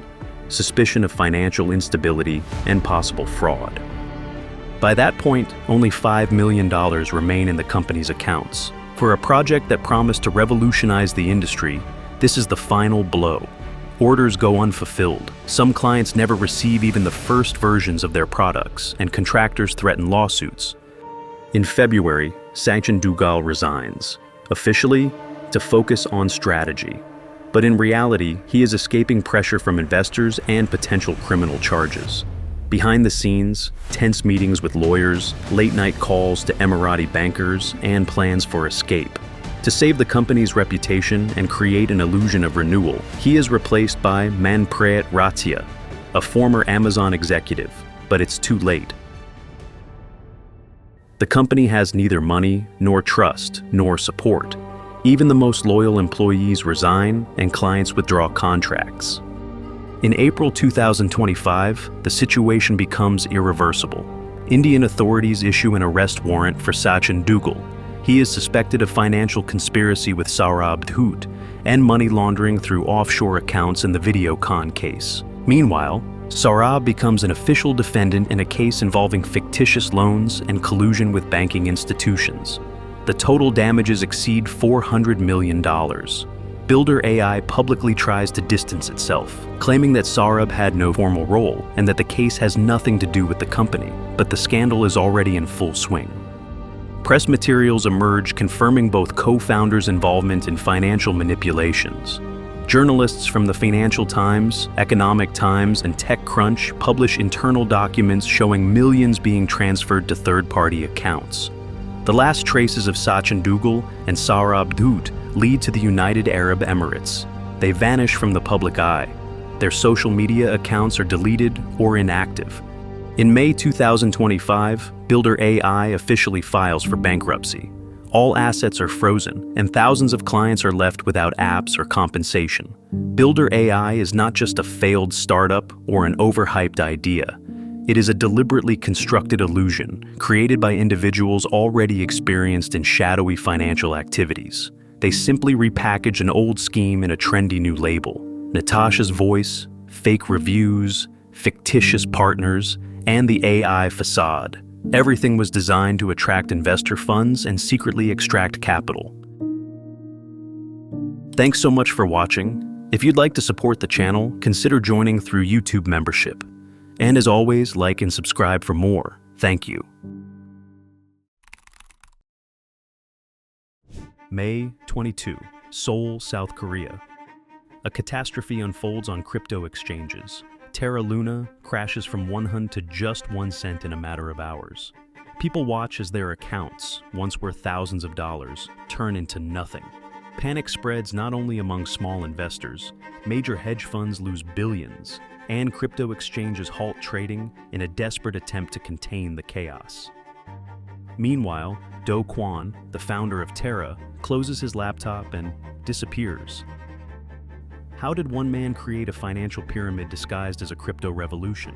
How did an algorithmic cryptocurrency designed to replace banks destroy $40 billion in just a few days? And who is truly responsible for this disaster? This is the story of the biggest crypto scam of the decade. 2018, South Korea.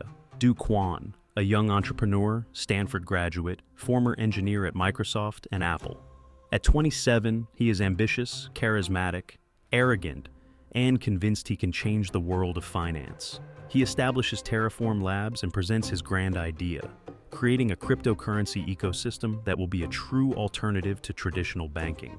The key element of this system is Terra USD, UST, a stablecoin that is always supposed to be worth $1. But unlike other stablecoins, UST has no dollar reserves or other real-world assets backing it.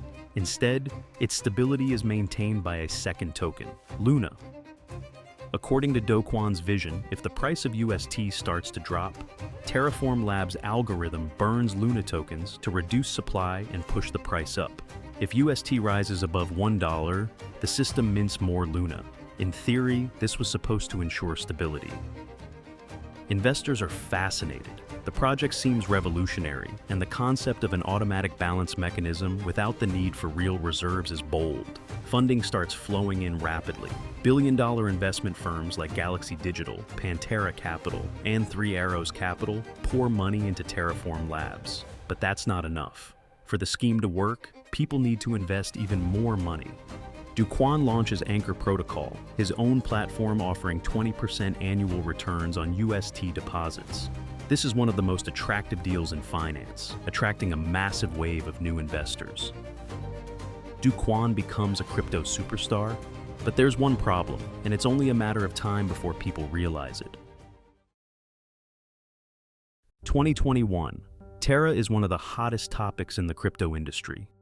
In just a few years, Do Kwon has turned a small startup into a global player.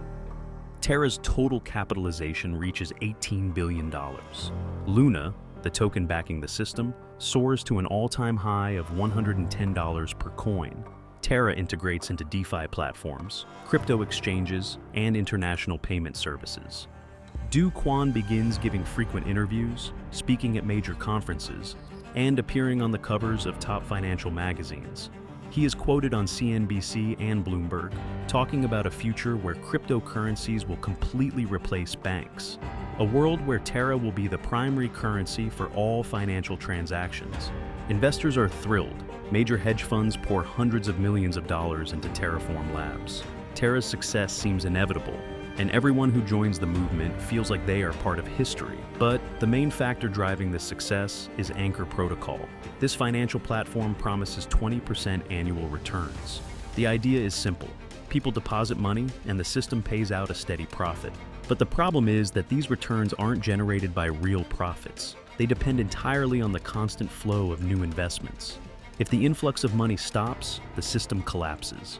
In short, Anchor is a classic Ponzi scheme.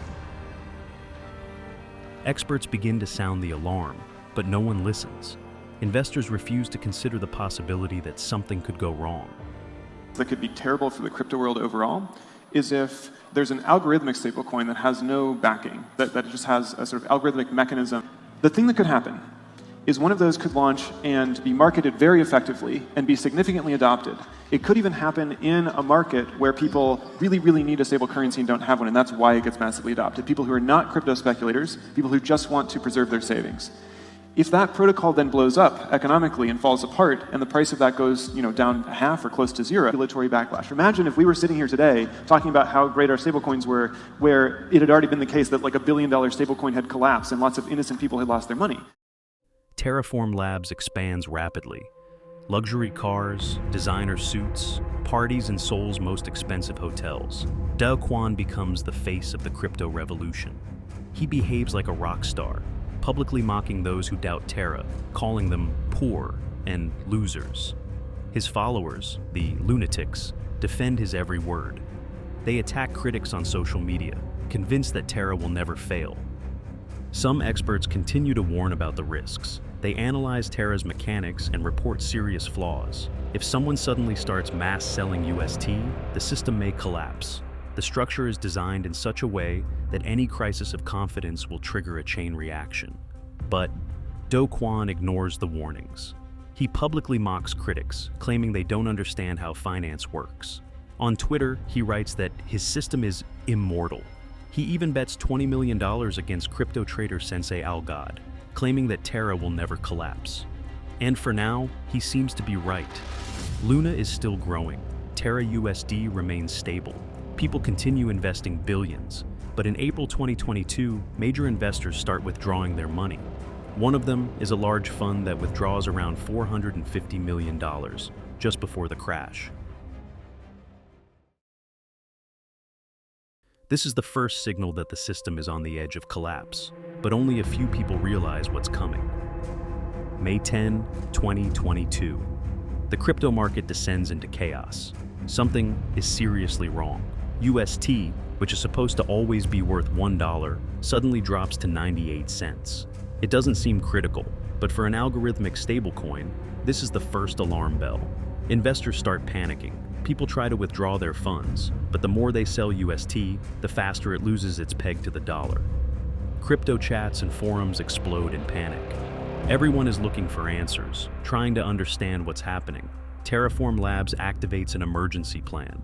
To stabilize UST, the company starts printing massive amounts of Luna, swapping it for stablecoins. In just 48 hours, the system mints trillions of new tokens, but instead of saving the system, it accelerates the collapse. Luna plummets from $80 to $10, then to $1. Meanwhile, UST continues to lose trust, now trading at 80 cents. Within a few hours, the situation is completely out of control. Crypto exchanges are flooded with sell orders. Traders refresh their screens every second, but all they see are red lines. Terra USD, once stable, no longer exists. Luna, once a top cryptocurrency, is now worthless. In just a few hours, $40 billion evaporates. There's one key moment. Before the panic started, Do Kwon closed Terraform Labs through a court ruling, May 4, 2022, 6 days before the crash. He officially shut down the company in South Korea. This raised serious suspicions. If Terra was as reliable as he claimed, why would he shut it down in advance? During this period, hundreds of millions of dollars were quietly withdrawn from Terra's ecosystem. The biggest suspect? Jump Crypto. Experts say they controlled much of UST's liquidity and were among the first to exit, knowing collapse was imminent. It's also suspected that Terraform Labs insiders had early knowledge and withdrew funds before the public knew what was happening. Unofficial reports indicate that over $2 billion was withdrawn from Anchor Protocol just a week before the crash, triggering the chain reaction that led to UST's collapse. Hundreds of thousands of investors lose everything. Some had invested their life savings. Others took out loans, hoping for quick profits. Some mortgaged their homes to buy UST, believing in the system. Now, they have nothing.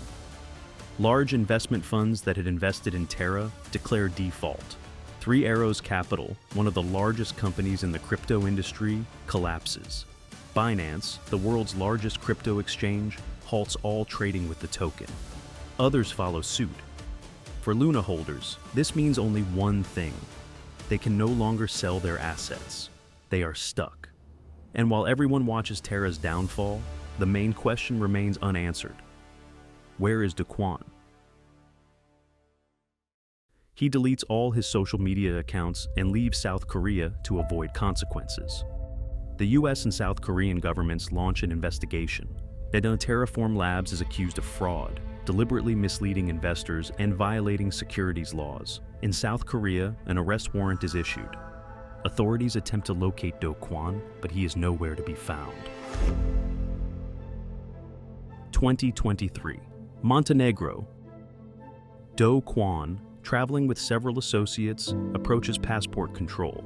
He holds a fake passport, a false identity, altered information. He's trying to flee to the UAE. But this time, luck runs out. Montenegrin police check his documents and realize they have an international fugitive in front of them. Do Kwon is arrested at the airport. Today, Do Kwon is under investigation. His name is synonymous with the biggest collapse in crypto history.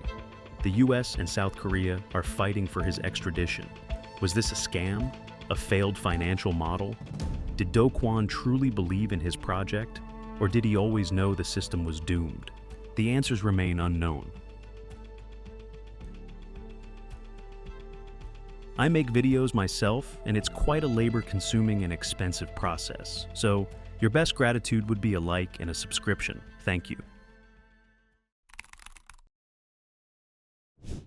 October 7, 2017, Lisbon.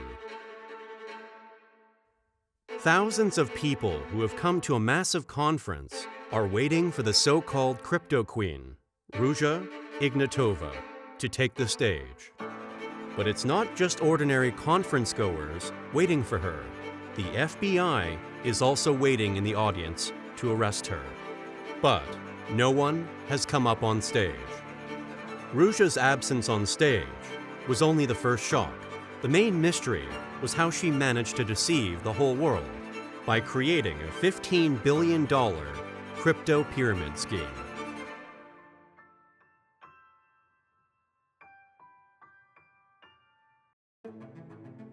(2014) Bulgaria. Ruja Ignatova, a little-known Bulgarian-German entrepreneur, creates her own ambitious cryptocurrency, OneCoin. The project immediately began to be actively advertised as a cryptocurrency that was to become a serious alternative to Bitcoin, surpassing it in popularity, value, and scale of use. Ruja immediately began calling herself the Cryptoqueen. OneCoin officially launches in Bulgaria, but Ruja's ambitions stretch far beyond her home country. She organized large-scale glamorous conferences in London, Dubai, and Hong Kong, talking about her revolutionary blockchain and promising huge profits. And people believed her. After all, Dr. Ruja gave the impression of an incredibly confident, successful, smart leader, and a true expert in finance. She always appeared in public in expensive dresses and diamond jewelry, which symbolized her success. Ruja knew several languages, had a degree in economics, and earned a doctorate in law and philosophy from Oxford. She also consulted for the well-known international company McKinsey, where she worked with a number of international banks and financial institutions. So, Ruja began to actively promote a new vision of the future, where everyone, regardless of their wealth, will be able to participate in the global digital economy. manage their money independently, and increase their income by at least 300%. To do this, they only need to invest in OneCoin, which will soon be worth as much as Bitcoin and more. And in the first year of its existence, people collectively invested the first $1 billion in OneCoin. But this was only the beginning of the largest crypto scam in history. In order to attract more people to the scheme, Ignatova decides to involve Sebastian Greenwood, who is a specialist in multi-level marketing, or MLM. They launched a large-scale company where participants earned bonuses for attracting new investors. This mechanism provided a steady flow of funds to the scheme. However, they did not sell OneCoins, but rather educational materials on stock trading in the form of video tutorials that teach people how to use cryptocurrencies. Therefore, legally, the company had no financial obligations to the participants. In fact, these courses were superficial, and their real purpose was to lure people into the scheme and sell more. So this is why I see the One Academy, which is the only way how you can mine coins, by the way, as a kind of driver's license for cryptocurrency. Do not mine cryptocurrency. Do not trade cryptocurrency without education. The training packages had 7 levels, with prices ranging from 110 to 118,000 euros. The packages provided a certain amount of tokens that could already be used to buy OneCoin.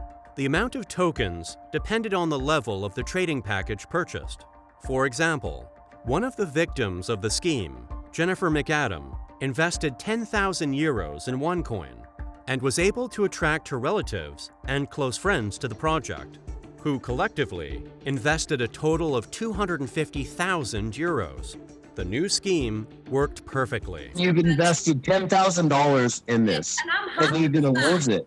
And I'm happy with that. I made a decision. You've been deceived.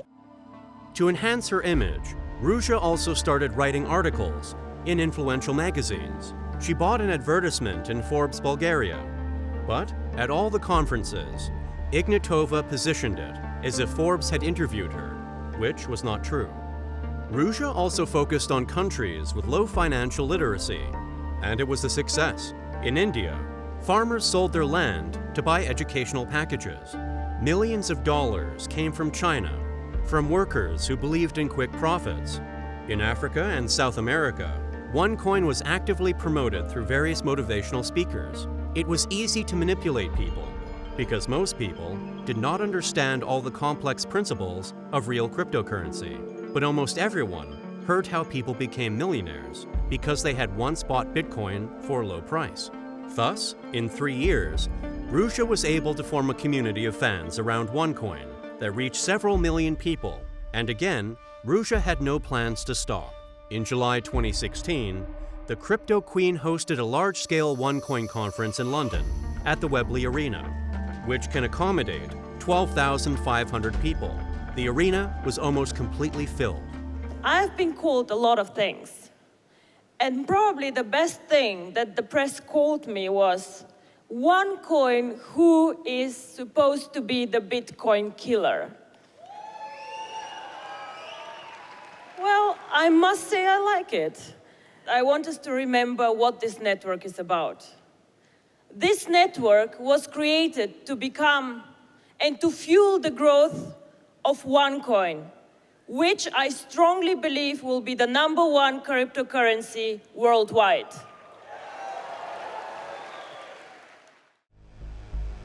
During the event, she addressed the audience with words that evoked emotions.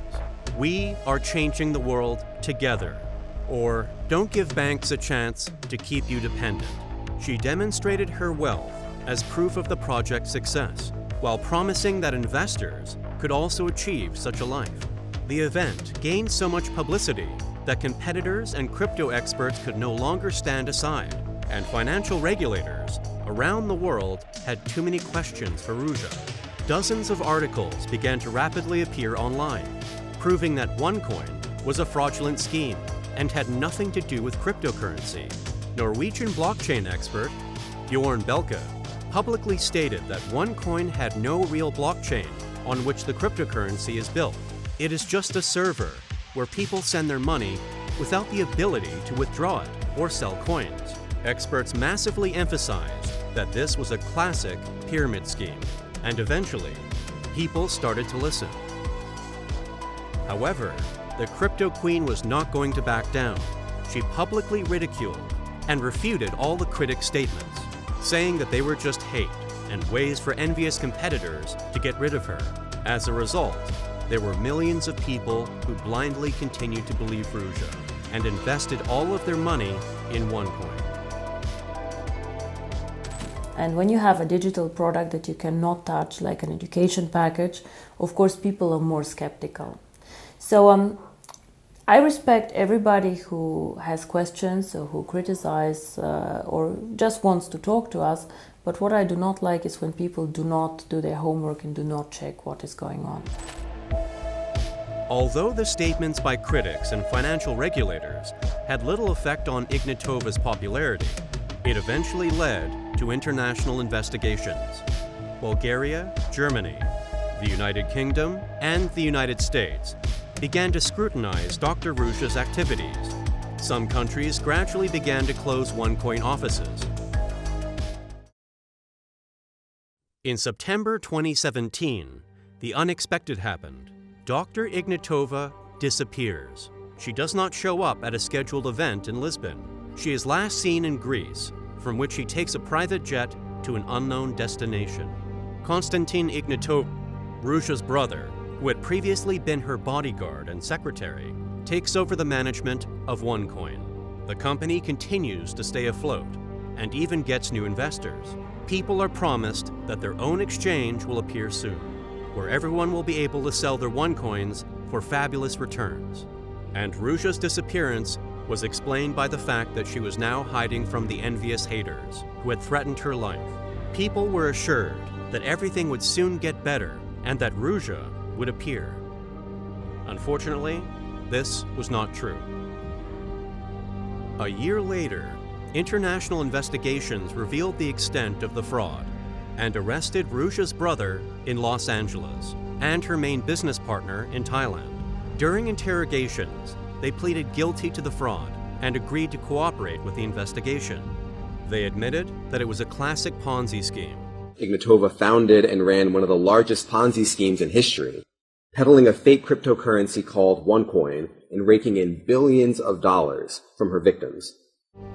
Investors found that during the company's existence, since 2014, Ruja Ignatova had collected about $15 billion from 190 countries. Part of the money was kept in offshore accounts, and another part was used for the founder's luxurious lifestyle, including yachts, mansions, and jewelry. Ignatova's brother admitted that Ruja had thought of everything well from the very beginning and made a perfect plan. 1, she wanted to capitalize on the growing popularity of Bitcoin, so she said she had created a new coin that would be 100 times more powerful. This aroused the interest of the audience. 2, Ruja understood that she needed popularity and more publicity, so she organized luxury conferences and showed her luxurious lifestyle. She said that soon all investors would reach the same level. 3, she needed to raise more funds, so she launched a community where she paid minimal interest for each new member, but in return received thousands of times more from them. 4, and most importantly, she had a well-thought-out exit strategy from the very beginning. According to her brother, Ruja was waiting for the moment when she could collect the maximum amount of money and then disappear. The only question left is whether Dr. Ruja will ever be found. In 2022, she was added to the FBI's list of the world's 10 most wanted people. As of today, there are several main hypotheses about her whereabouts. Some sources suggest that Ruja is using false documents and is hiding under the protection of criminal organizations in certain countries where officials are easily bribed and where there is little to no cooperation with international law enforcement agencies. A second popular theory suggests that Ignatova lives in a country that does not have an extradition treaty with the US or the EU. Her vast financial resources allow her to lead a hidden life.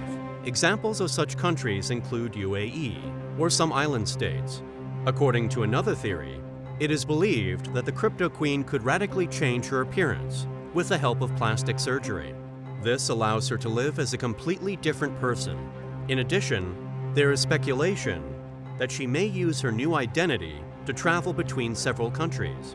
Although her whereabouts remain a mystery, investigations are ongoing, and the FBI, Europol, and the world's best detectives are competing to be the first to find the Cryptoqueen.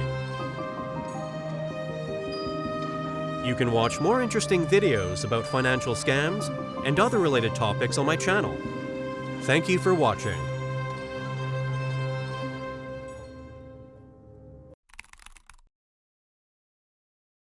February 2014, Hong Kong. A man is holding a metal case. Inside it, a flash drive with access to tens of millions of dollars in Bitcoin. He looks around, no one nearby.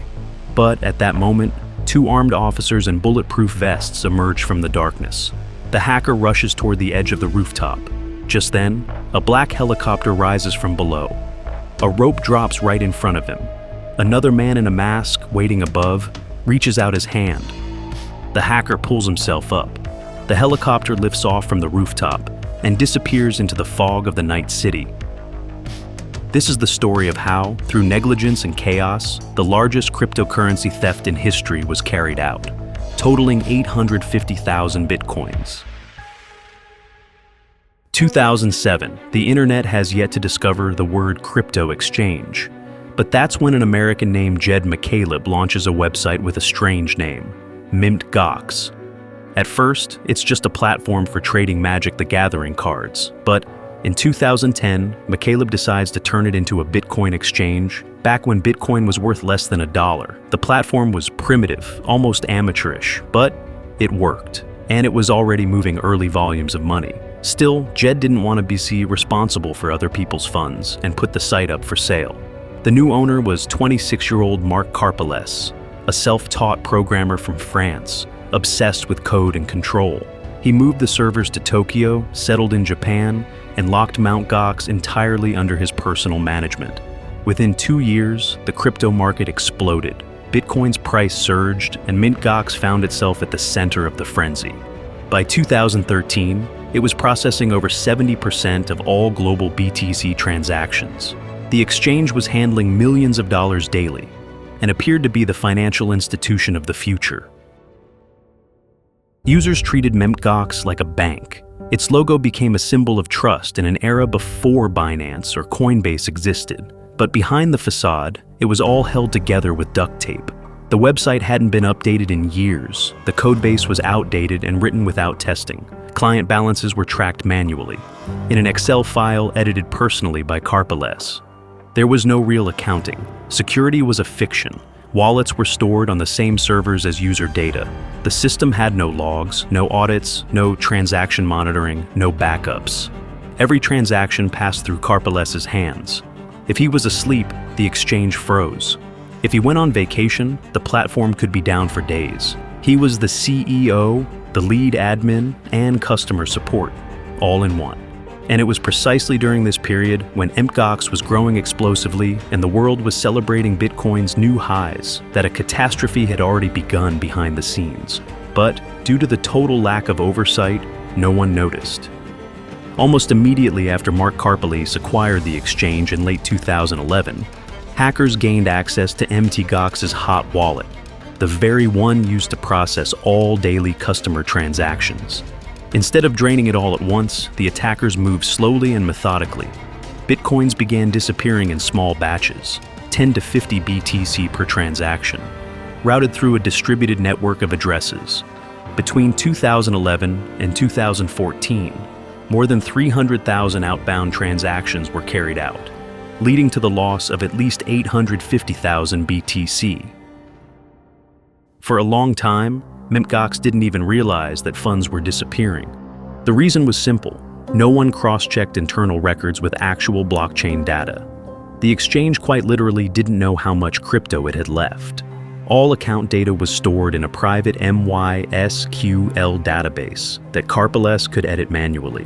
When someone deposited or withdrew funds, the system didn't automatically validate these transactions. Users simply saw numbers on the screen, but those numbers didn't always reflect reality. By 2013, the problems grew worse. Users began filing complaints en masse. Withdrawals were delayed for weeks. Some transactions vanished entirely. The exchange couldn't keep up with the demand, and the situation quickly spiraled out of control.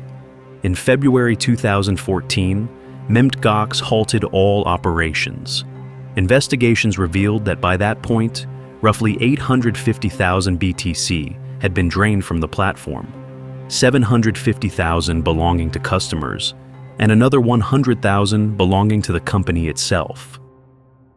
Karpeles claimed the disappearance stemmed from a serious vulnerability in the Bitcoin protocol, the so-called transaction malleability bug.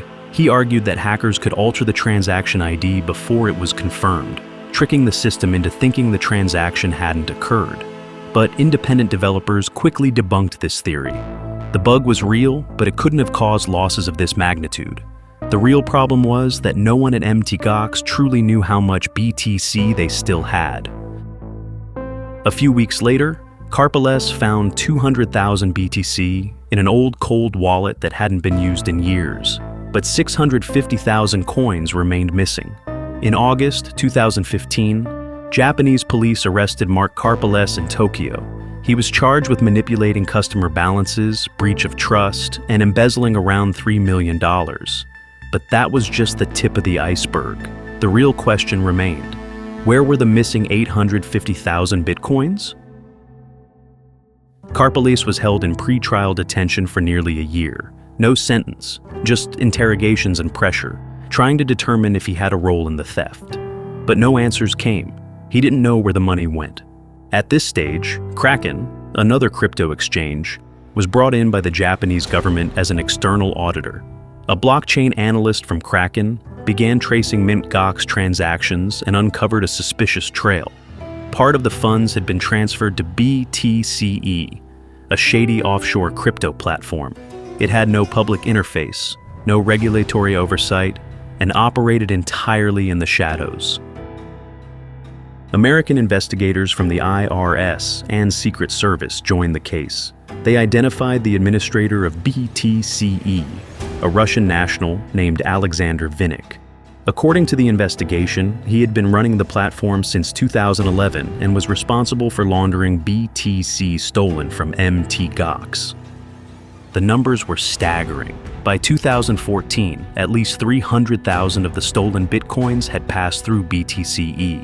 Vinnik used automated scripts to mix transactions, spreading coins across hundreds of addresses and reintroducing them into new wallets to break the trace. Some of the funds were exchanged for cash through underground exchangers. Others remained dormant on the blockchain in so-called sleeping wallets. In July 2017, Alexander Vinnik was arrested in Greece at the request of the US. Days later, Russia and France also filed extradition requests, but no extradition took place. Vinnik became a political bargaining chip, too valuable to simply hand over. Greece held him for 5 years without trial. He was denied visitation rights, even with his wife, who was diagnosed with terminal brain cancer. Vinnik began a hunger strike, but to no avail. She passed away without ever seeing him again. During his years in detention, several attempts were made on his life, likely to silence him for good. Investigators suspected Russian entities, worried about what he might reveal. In the 2000s and 20s, the situation shifted. After lengthy legal proceedings, he was extradited to France and sentenced to 5 years in prison. Later, he was transferred to the US. In August 2024, Vinnik struck a plea deal and admitted to money laundering. The agreement helped him avoid the maximum sentence. But the real twist came in February 2025. Amid negotiations between Washington and Moscow, he was unexpectedly exchanged for an American teacher arrested in Russia. Vinnik returned to Moscow, a free man. Despite the fact that his platform, BTCE, had laundered hundreds of thousands of stolen bitcoins from Mt. Gox, he faced no punishment. A Japanese court ruled that Mark Karpeles was not responsible for the theft of 850,000 BTC, but he was still held accountable for the financial chaos at Mt. Gox. In 2019, he received a suspended sentence for falsifying accounting records and manipulating client balances. Despite the fact that over $100 billion worth of crypto, at today's prices, had vanished under his watch. In 2023 to 2024, some customer funds were recovered from the 200,000 BTC reserve found in cold storage. Thanks to Bitcoin's soaring price, many users actually received more in dollar terms than they originally invested. But the bulk, over 650,000 BTC, remains missing. After the trial, Karpeles left Japan. He moved to Europe, worked in cloud services and consulting.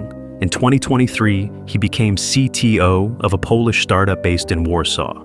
That's where he lives today, far from the crypto world.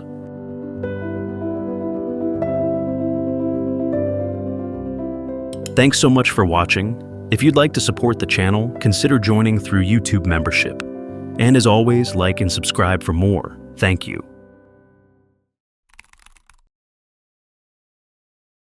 What if I told you there's a currency more valuable than cryptocurrency, gold, or cash?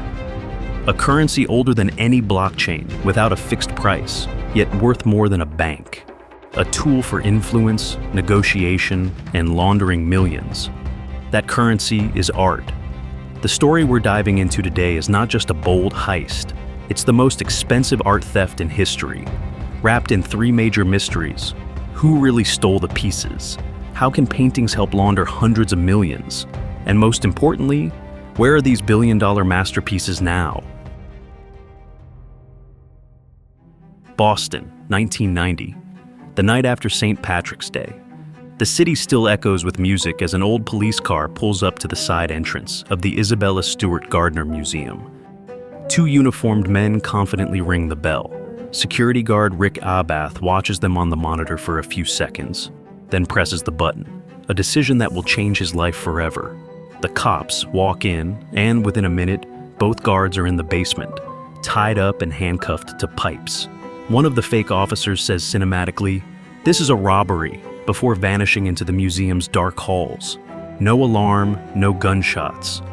The thieves move with speed and precision. They know the layout, navigate confidently, avoid infrared sensors, and disable surveillance. Everything points to professionals, not random burglars. They brutally slice Vermeer's The Concert out of its frame with a simple box cutter. Next is Rembrandt's The Storm on the Sea of Galilee, his only known seascape. Then, a series of works by Edgar Degas, Edouard Manet, a bronze eagle from a Napoleonic flag, and a Chinese vase from the Ming Dynasty. 13 works in total, valued at over $1 billion, all gone without a trace in 81 minutes. The next morning, the new security shift walks into what looks like a movie scene. Chaos, empty frames, no alarms, and tied-up guards. And this is where the real mystery begins. Who did this? And more importantly, why? The investigation began that same day. After the police freed the guards, FBI agents immediately focused on one question. How did the robbers get inside? Rick Abath was the first suspect. He opened the door. His behavior wasn't only suspicious that night. Surveillance recorded him opening the same side door 20 minutes before the thieves arrived, then closing it again without explanation. To the FBI, this looked like a possible signal or prearranged cue. Abath passed a polygraph, and no direct evidence of conspiracy was found. He wasn't arrested, but the question lingered. Why did he break protocol that night? The museum also offered a $1 million reward for information about the stolen masterpieces. The theft could have been prevented if the museum had installed a modern security system, but according to the founder's will, the museum wasn't allowed to be modified. Today, the museum has made exceptions and installed alarms, which is why we recommend protecting yourself in advance. Let's be real, the internet is full of shady sites and trackers, so online safety is more important than ever. That's why you need a solid VPN. Huge thanks to CyberGhost 5PN for sponsoring this video. CyberGhost routes your traffic through a secure, encrypted tunnel, keeping your IP hidden and your data private. Just turn on CyberGhost VPN before you browse. It encrypts and reroutes 100% of your traffic through their secure servers, so no one will even know about your online activity. What's more, CyberGhost VPN doesn't keep logs, so not even themselves know what you do online. With just a few clicks, you can change your virtual location and unlock geo-blocked content from tons of streaming services, including Netflix, Amazon Prime, and many more, or even snag better online deals and play games blocked in your region. CyberGhost works on all major platforms: Windows, Mac, Android, iOS, even smart TVs and consoles. One subscription covers up to 7 devices, perfect for sharing with family or friends. Right now, they're offering $2.03 a month plus 4 free months. That's 84% off, along with a 45-day money-back guarantee and 24/7 support. Join over 38 million users and grab your discount via the link in the description. Stay safe out there. So then, a new name emerged.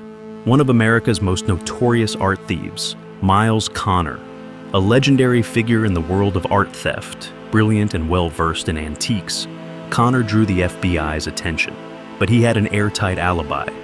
He was in prison during the heist. Still, he made an important observation. If he had pulled off the robbery, he would have taken different pieces, like a Raphael, the most valuable painting in the collection. The thieves ignored it. Such mistakes suggested the robbers weren't experts. Connor pointed to someone else, Bobby Donati, a member of the Boston mob.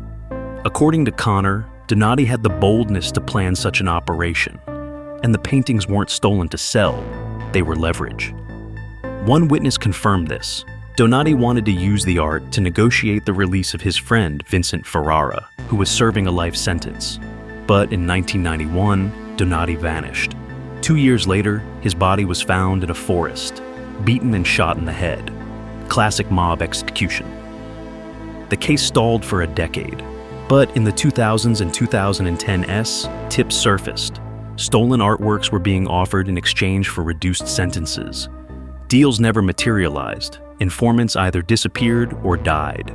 Still, it gave hope the paintings weren't sold off. The museum raised the reward from $1 million to $10 million. But it didn't help. In 2013, a new agent reopened the case. He formed a new team with journalists, analysts, and independent investigators. They tracked a new lead to an abandoned basement. There, they found a sheet listing the stolen works and their black market prices. But the art itself was gone. Particularly, there were a number of leads where it looked like we were so close. It's just so extraordinary how you can work so hard on a lead and then it'll just blow up in your face. I feel like probably 3 times I thought we were there and then we weren't. This suggested the thieves may have abandoned their plan to bargain with the FBI and instead tried to sell the art. So, the investigation shifted toward the international and underground art markets. The problem? Nearly 80% of art deals are private and closed. Buyers are listed as offshore firms, trusts, or lawyers. Everything appears legal on paper, but no government agency truly knows who owns what. This makes art a favorite tool among criminals and wealthy elites. Some may appreciate beauty, but for most, art is a money laundering machine. One common scheme: self-sale. A criminal buys a piece for $100,000 and sells it to himself through shell companies for $2 million. The documents show a legitimate transaction. Suddenly, the $2 million becomes clean income. Still, some experts believe the stolen works weren't meant to be resold. In organized crime, art can act as collateral. One FBI agent said there was evidence that one of the Gardner paintings was used in a deal with a Mexican drug cartel. In such circles, paintings are currency. The goods arrive now, and the art is returned later. Or never. There are several leading theories today. The most popular: the works are hidden in a basement or behind a fake wall, but may have deteriorated due to age and poor storage. Another theory: they're in a free port.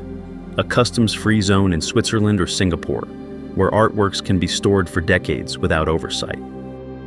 The FBI also suspects the paintings may have changed hands multiple times, moving between mafia groups as high-value, untraceable assets. In the criminal world, these aren't just treasures, they're leverage, and money that doesn't need counting. Maybe an eccentric collector bought them, and they'll resurface decades later after his death. Or maybe Miles Connor orchestrated the whole thing and brilliantly pointed the finger elsewhere. One day, we may finally learn the truth. Thanks so much for watching. If you'd like to support the channel, consider joining through YouTube membership. And as always, like and subscribe for more. Thank you.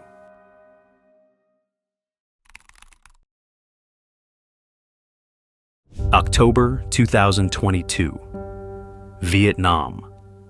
In a luxurious penthouse on the 28th floor, Truong My Lan is having breakfast with a view of the Saigon River. On the table, documents for a new contract worth tens of millions of dollars. Behind her, a personal bodyguard.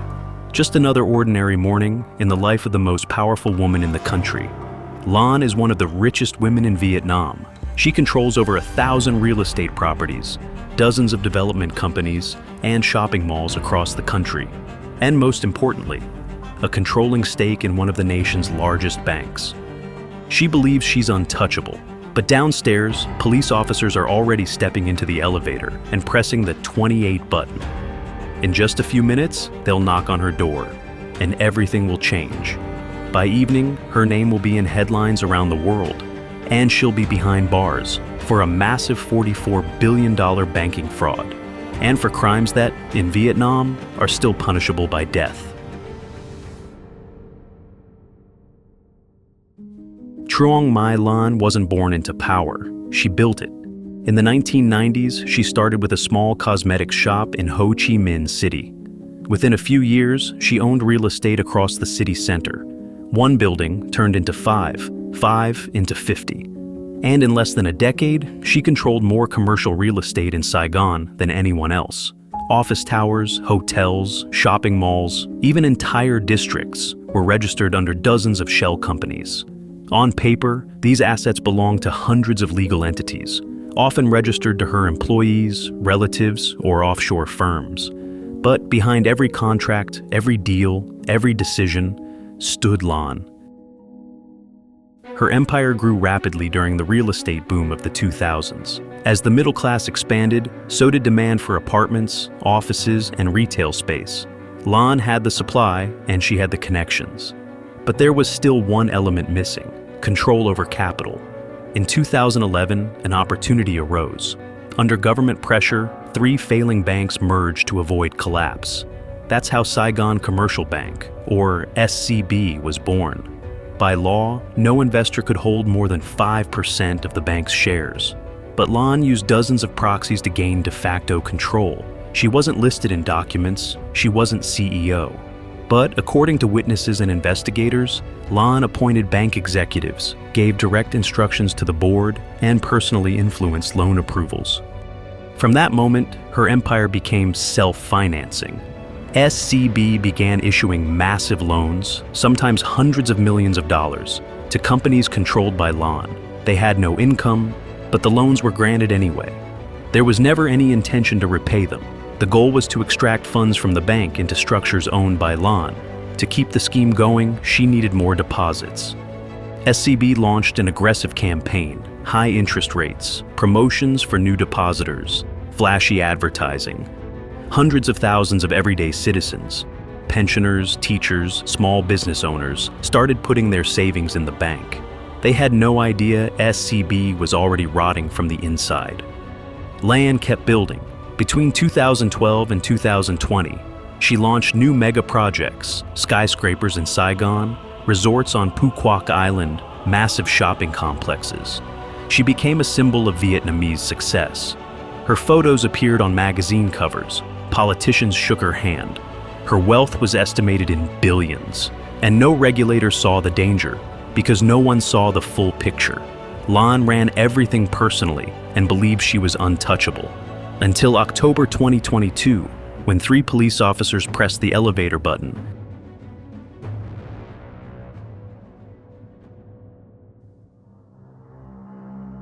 After Truong My Lan gained effective control of SCB, she began using the bank as her private vault. Over the next decade, from 2012 to 2022, SCB issued more than 2,500 loans that had nothing to do with real business. Most of the borrower companies existed only nominally. They had no revenue, no staff, often not even an office. This system worked because of an unprecedented number of proxies. Over 100 people through whom Lan registered companies, opened accounts, and signed contracts. But she alone made the decisions. All the strings led back to one office and one face. The real money was then funneled into affiliated companies, moved offshore, withdrawn in cash, or funneled into construction projects that Lan also controlled. In this way, the bank's client deposits were converted into assets for her business empire. According to investigators, over 90% of SCB's entire loan portfolio consisted of fraudulent loans. That's tens of billions of dollars. In 2022, the total amount of loans mentioned in the case exceeded $44 billion, more than half of Vietnam's annual budget. And some sources say she even stored part of the cash in the basements of her homes. For several years, the bank stayed afloat thanks to new deposits. But the money disappeared immediately into the loan scheme, and servicing old debt became increasingly difficult. The financial pyramid began to wobble. By 2021, SCB had effectively lost liquidity. Payout delays became routine. Some clients couldn't withdraw their savings, but the bank didn't disclose any problems. Instead, it turned to the central bank for more loans. The State Bank of Vietnam issued billions of dollars in support, hoping to avoid collapse. Still trying to maintain control, Truong My Lan continued operating through loyal executives who followed her orders. She bribed top politicians, law enforcement, and even employees. But eventually, central authorities began to suspect that SCB wasn't facing temporary trouble. It had a systemic hole. In fall 2022, an internal audit began, and Lan realized for the first time that things were slipping out of control. She tried to delay the process, influence the auditors, and persuade officials. But this time, it was too late. The financial black hole she created had swallowed the entire bank, and very soon, the whole world would know. October 2022. Less than 12 hours after Lan was arrested in her penthouse, the Vietnamese government made it official. Saigon Commercial Bank was placed under state management. All operations were frozen. Inspectors from the Central Bank and Ministry of Finance were deployed to every branch. This wasn't an audit anymore. It was a full-scale purge. The investigation that began would become the largest financial probe in Vietnam's history. For more than a year, investigators checked records, cross-referenced accounts, and tracked transactions. In December 2023, the prosecutor's office released preliminary figures. Over $44 billion had been siphoned out of the bank, all through fake loans issued to shell companies that never repaid. The scheme implicated dozens of people, relatives, lawyers, bank executives, even government officials who helped approve the loans. More than 80 individuals were prosecuted, including Truong My Lan's husband and the bank's CEO, her own niece. Many were arrested, others agreed to cooperate. In March 2024, the trial began and lasted just 1 month. The proceedings were fast-tracked, no delays, daily hearings, full media coverage. The public was shocked. Lan denied wrongdoing, claiming she never meant to defraud the state and had trusted her subordinates. But the court didn't agree. In April 2024, Truong My Lan was found guilty of embezzling state funds, abuse of power, and bribery. The sentence? Death by firing squad. It became a symbol of the government's determination and a shock to the international community. A woman once dubbed Vietnam's real estate queen now sat on death row. To Vietnam, where a property tycoon has been sentenced to death in the country's biggest ever financial fraud case. Truong My Lan was one of 85 people on trial for embezzling $12.5 billion. But there was one crucial clause. The death sentence could be commuted to life imprisonment if Truong My Lan returned at least 75% of the proven damages, not the full $44 billion, but the $12 billion that had been definitively confirmed in court. To avoid execution, Lan needed to return about $9 billion. For the Vietnamese government, this was a deal too. In the middle of a crisis of confidence in the banking system, and with thousands of SCB depositors still locked out of their funds, every dollar in compensation mattered. As of August 2025, Truong My Lan remains in custody, awaiting her appeal. Some assets have already been seized: real estate, bank accounts, corporate shares. Authorities are trying to trace the rest through offshore companies, fake firms, and proxies. But many of the assets are likely gone. So far, less than 15% of the confirmed amount has been recovered. If that number doesn't rise, the execution may go forward. The woman who thought she was untouchable, who spent decades building an empire of fake loans and shadow deals, now sits on death row. She has one chance left to return the billions. But time is running out, and the final chapter of this story has yet to be told. I make videos myself, and it's quite a labor-consuming and expensive process, so your best gratitude would be a like and a subscription. Thank you.